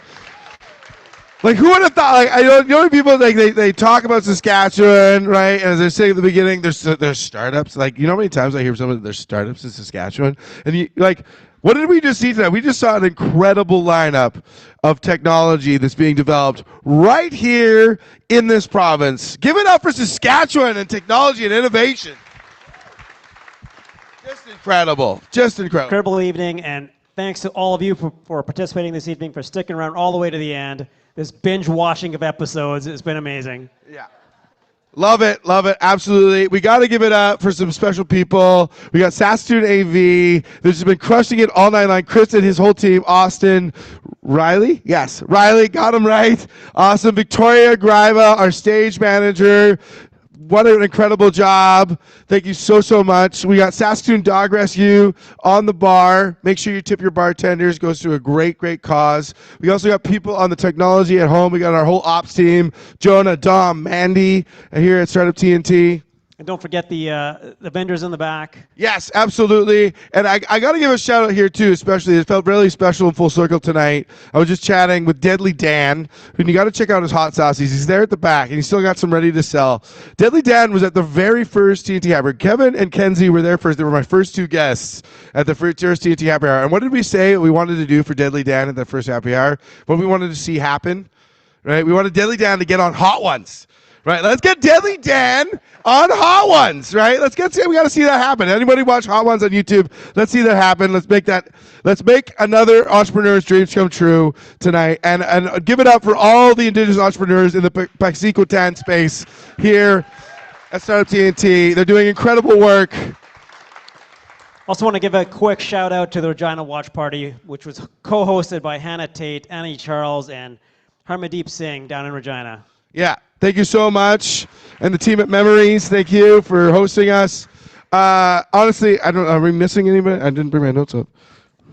I think we got everybody, Jesse. Yeah, we got them all. What's next? Right, so yeah, what's next? Well, we got a few more drinks, but the bar is going to close in about, let's say, 15 minutes, and we're going to head on over to Earl's. Let's keep the conversation going. I'm sure you got lots of questions of your own to ask these entrepreneurs, and as we said at the beginning, it's about community, it's about having fun, making friends, and building the companies together. So let's make those connections, let's build those relationships, and let's build this province together. Absolutely. Right. And don't forget, also, just real quick, we do this every week. So like I said at the beginning of the show, this is week 208 of Startup TNT. This started back in May. Every week. Yeah. So I'm saying we meet up every Thursday. And actually next Thursday we have a really incredible lineup. So I want to make sure you guys know about it here in Saskatoon.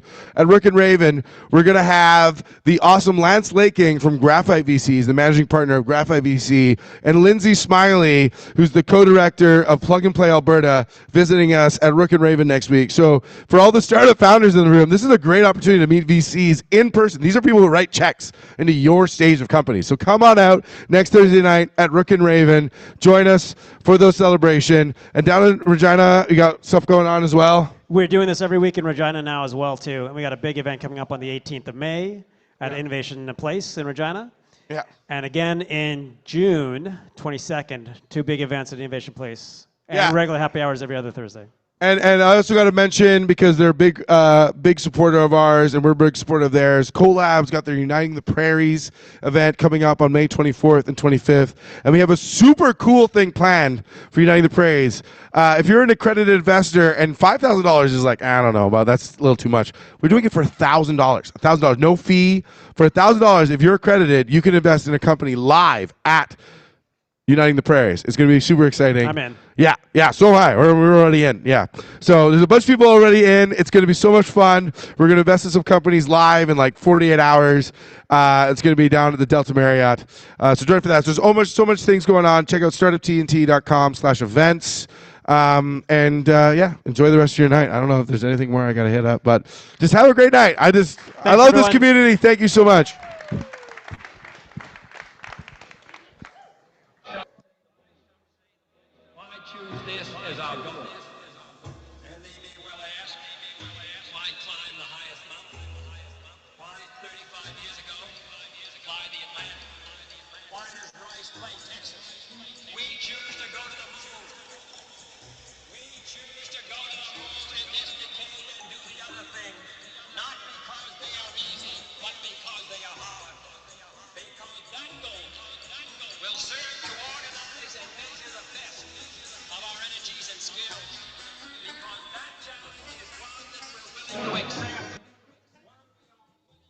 Everybody, actually, can I have everybody come up to the stage real quick? We're going to try something super cool. This is our first time in this space. Give it up. Like, who thought this space was super awesome tonight for this event? Let's give a round of applause for Saskatchewan Blue Cross.